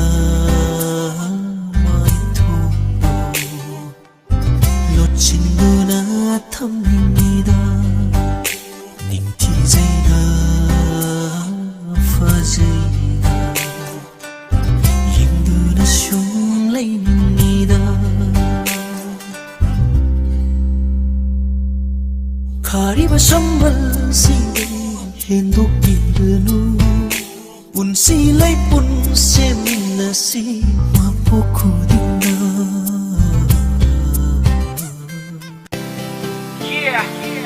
Fight for the people out there. That's how we do it. B-O-M-B,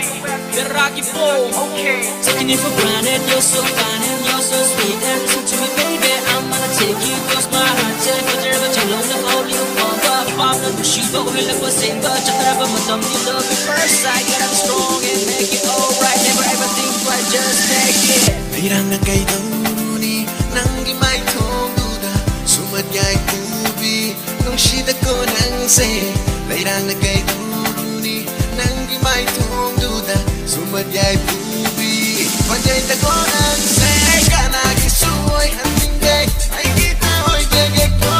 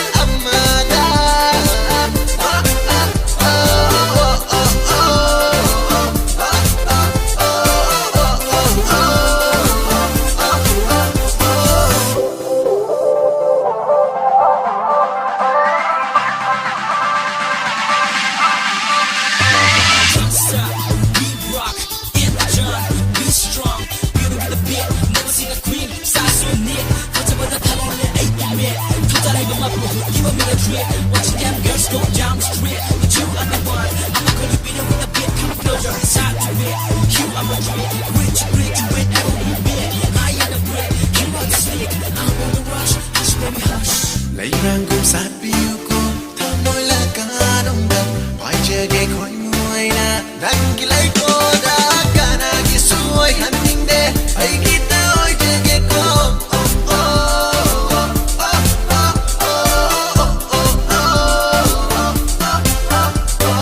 Taking it for granted, you're so kind and you're so sweet. And listen to me, baby, I'm gonna take you close my heart. Take but you're alone, if I only don't know the bomb. She don't feel like my single. Just never come with love at first sight. Gotta be strong and make it alright. Never ever think right, just make it.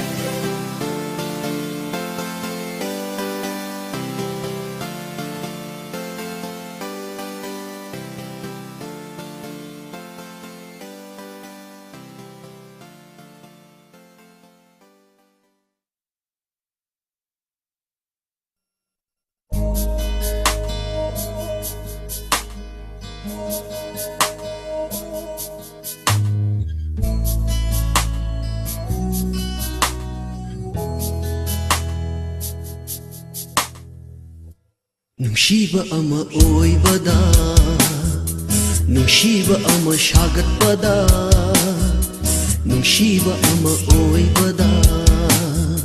Nungsiba ama shagatpada Matam kaya changi Jahi kaya changi Matam kaya changi Jahi kaya changi Kumgi basanta manadi kumut ama machangi do thamoy basanta manadi mafama tamnai de do thamoy basanta manadi mafama tamnai de do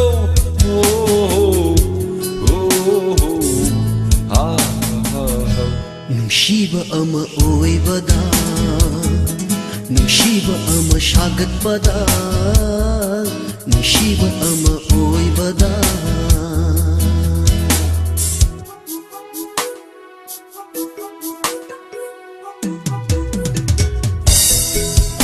Hoini chummeba ado nungsi haibadu dangdi hairoba se targe hairoba se hairo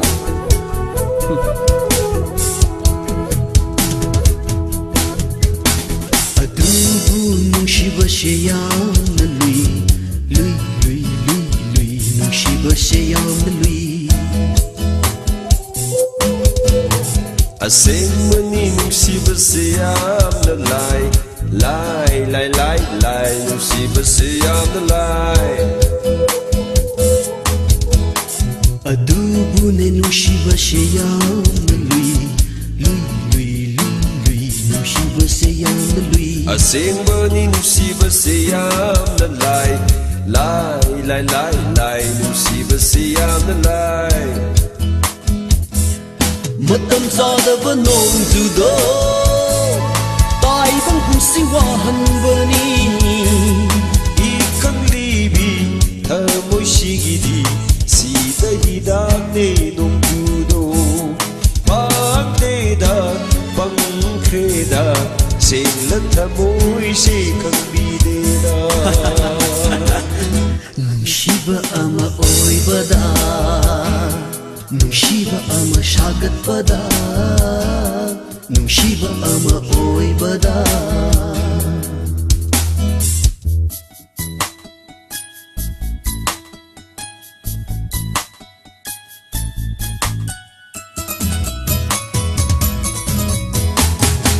Tumlaba wahay naga nungsihanba Nurak na bimit yang naga nungsihanba Tumlaba wahay naga nungsihanba Chumhan na bimit yang naga nungsihanba Yaba natte ko oh nungsiba Hai ꯍꯥꯏꯗ ꯍꯥꯏꯔꯛꯎ ꯀꯧꯗ ꯀꯧꯔꯛꯎ ꯌꯦꯡꯗ ꯌꯦꯡꯂꯛꯎ ꯈꯨꯝꯂꯝꯒꯦ ꯑꯩꯁꯨ ꯅꯨꯡꯁꯤꯕ ꯍꯥꯏꯗ ꯍꯥꯏꯔꯛꯎ ꯀꯧꯗ ꯀꯧꯔꯛꯎ ꯌꯦꯡꯗ ꯌꯦꯡꯂꯛꯎ ꯈꯨꯝꯂꯝꯒꯦ ꯑꯩꯁꯨ ꯅꯨꯡꯁꯤꯕ ꯐꯥꯒꯤ ꯇꯧꯔꯨ ꯅꯨꯡꯁꯤꯕꯗ ꯃꯃꯜ ꯍꯣꯡꯍꯟꯒꯅꯨ ꯅꯨꯡꯁꯤꯕꯗ ꯊꯃꯣꯏ ꯋꯥꯍꯜꯂꯤꯕ ꯅꯨꯡꯁꯤꯕꯗꯣ ꯅꯤꯡꯉꯝꯗ ꯃꯩꯁꯥ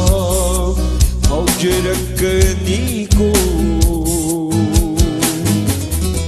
ꯅꯨꯡꯁꯤꯕ ꯑꯃ ꯁꯥꯒꯠꯄꯗ ꯅꯨꯡꯁꯤꯕ ꯑꯃ ꯑꯣꯏꯕꯗ ꯅꯨꯡꯁꯤꯕ ꯑꯃ ꯁꯥꯒꯠꯄꯗ ꯅꯨꯡꯁꯤꯕ ꯑꯃ ꯑꯣꯏꯕꯗ ꯆꯍꯤ ꯀꯌꯥ ꯆꯪꯏ ꯃꯇꯝ ꯀꯌా ꯆꯪꯏ ꯆꯍꯤ kaya changi matam kaya changi minung si khambande thamoi kanmalli ikai ikai na fondok cheriba singla thamo wahai se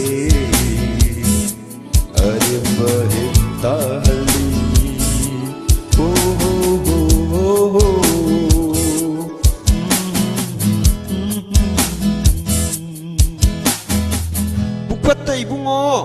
pallo ko thamoido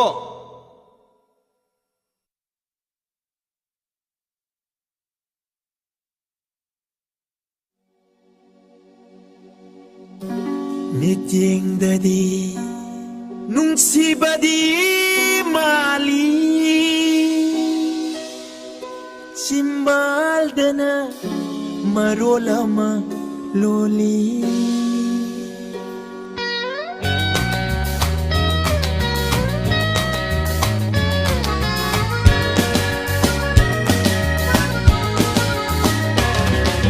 nungsiyedi hairaga thamoidudi piyu yadaba Nedi hairaga imisino uba phangaba pat nandi kashampa di kashampa kashampa di kashampa Ashabi koilas mathakta wakhal gidani mu ungbadi lantana balak saksani hai nang Jauh hai pura jauh manglang desuhi campur kau jeni hai nang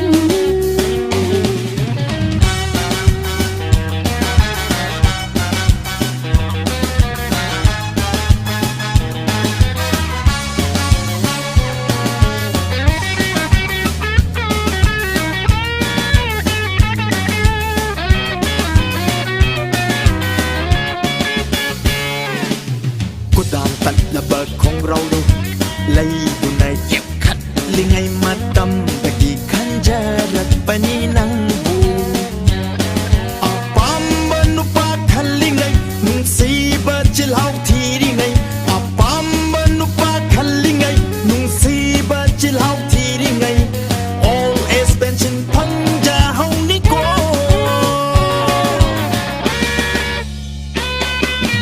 hau hari baca kai lai sapi ari bamai hingkai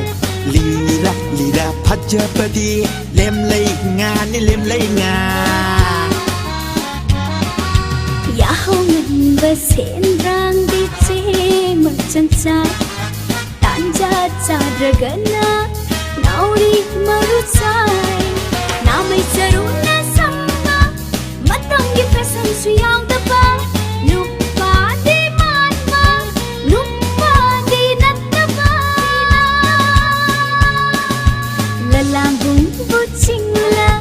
Diesel auto bu otora arup sana bu sanara patat pa lupa bu lupara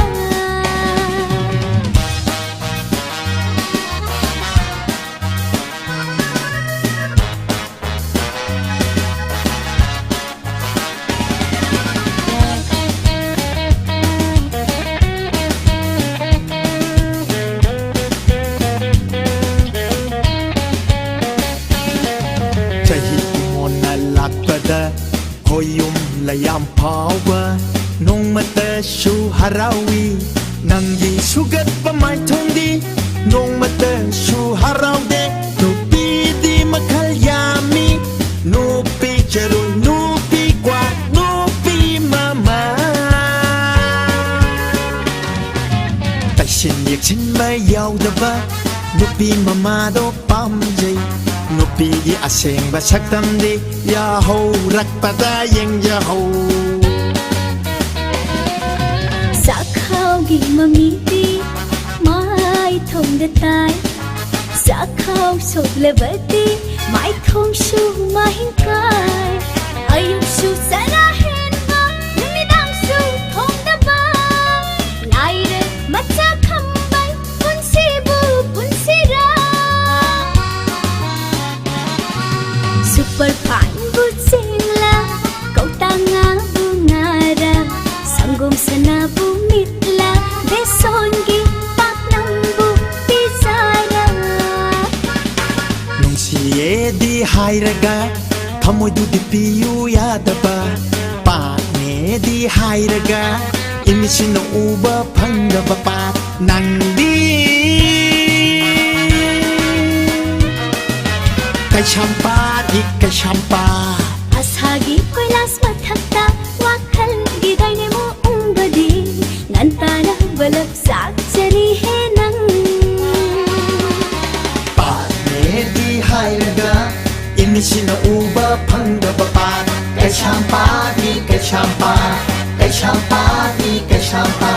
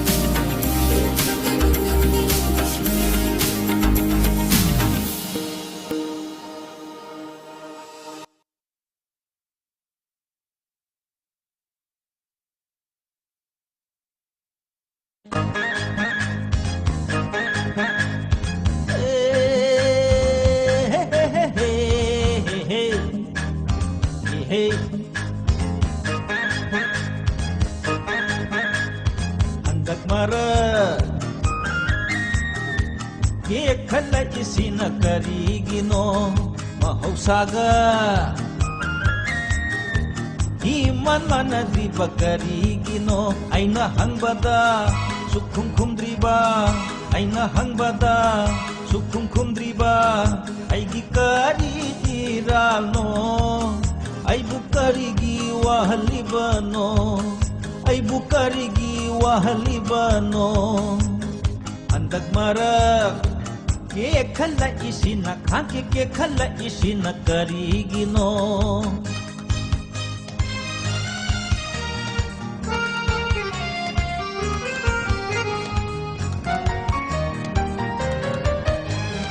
kanana kari insili kanana kari haijili kanana kari insili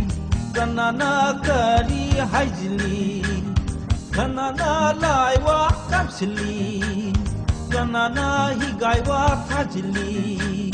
nupiran nupara masak mamintau nupiran nupara masak mamintau Laisa bira maura anu bira hayu ai mathoi lo thoke andak marak ke khala isina khaki ke khala isina karigino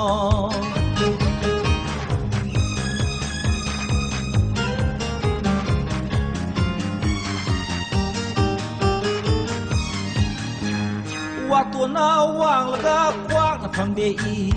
Laisa bina khat la di ma thong jaroi hai nei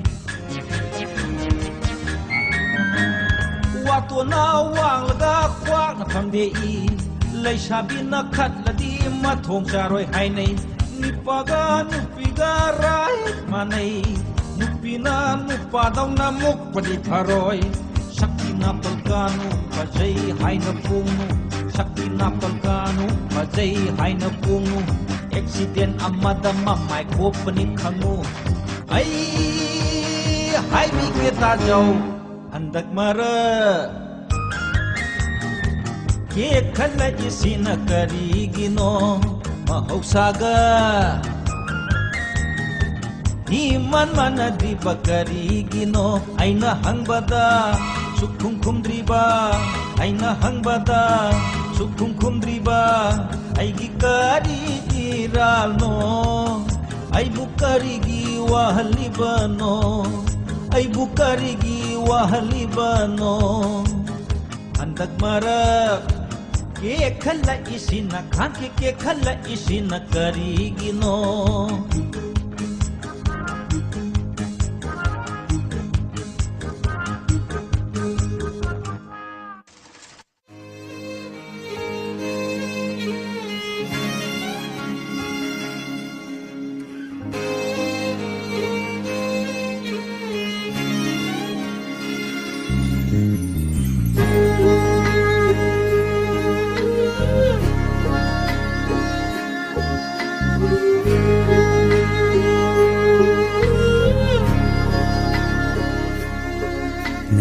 konje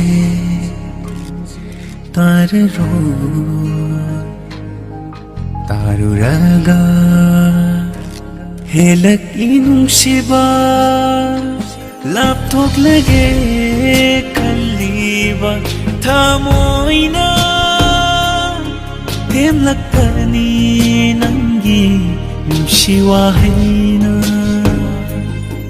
na terage kalli nafandagi tararoi nangi temjin wahai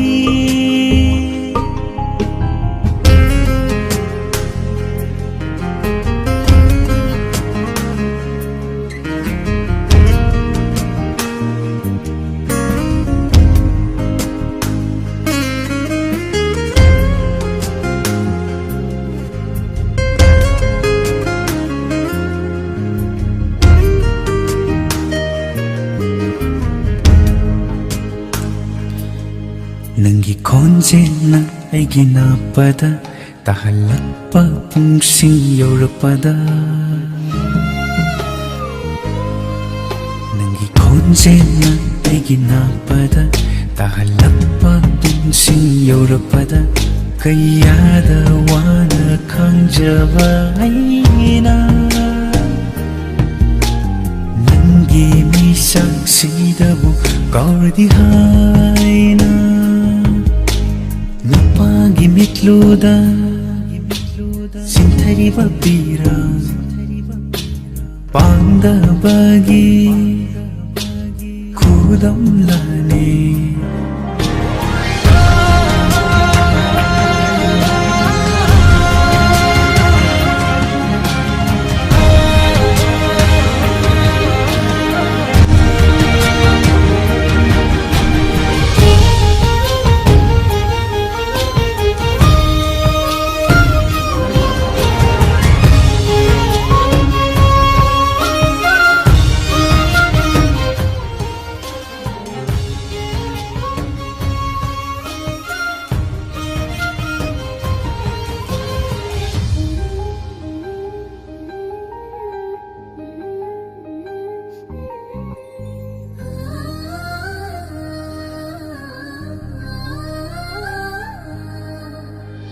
Asibabu kidaba kanalay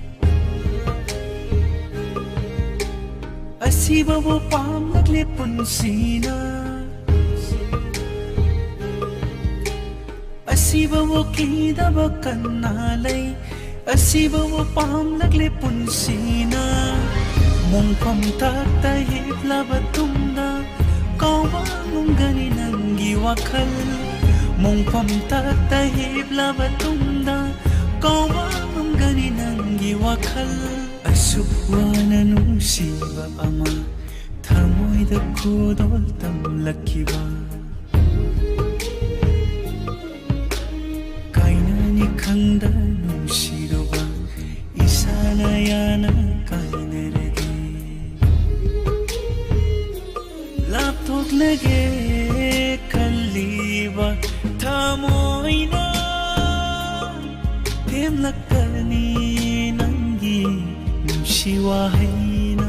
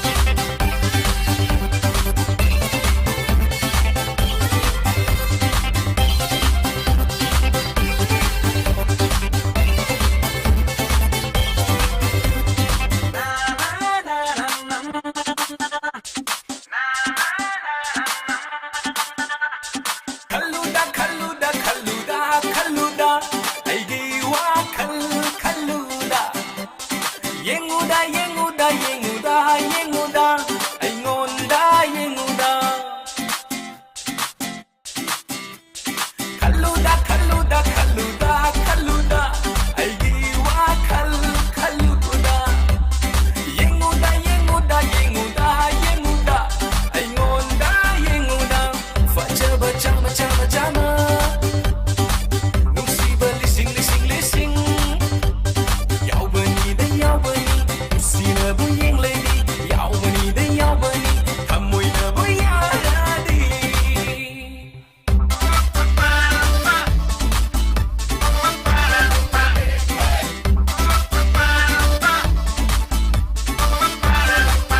Musibada bu piningai kari lay bagay. Musibada bu kudo piningai kari lay bagay. Tamoy day henba lay baro. Sakju nagyaroy na tamoy seng bahay dudi. Tau thorak pangang thorak pa nung siray chen gadabani. Sakju nagyaroy na tamoy seng bahay dudi. Tamoy na buyarama kaway si tikari sunat tiri.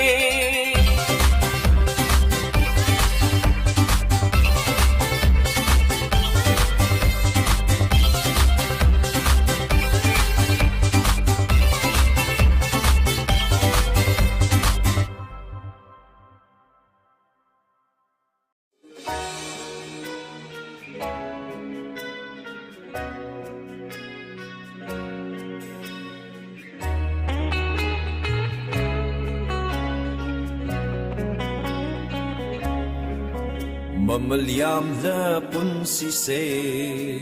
sana potni kan ganu Mamalyam la punsi se sana potni kan ganu Asaw paray handog lo nung si pao dam lagay Tamoy na ko'y dadawa so nung si bilang tani Bukning na pamjawa so pamo binang tani Tamoy na ko'y dadawa so nung si binang tani Bukning na pamjawa so pamo binang tani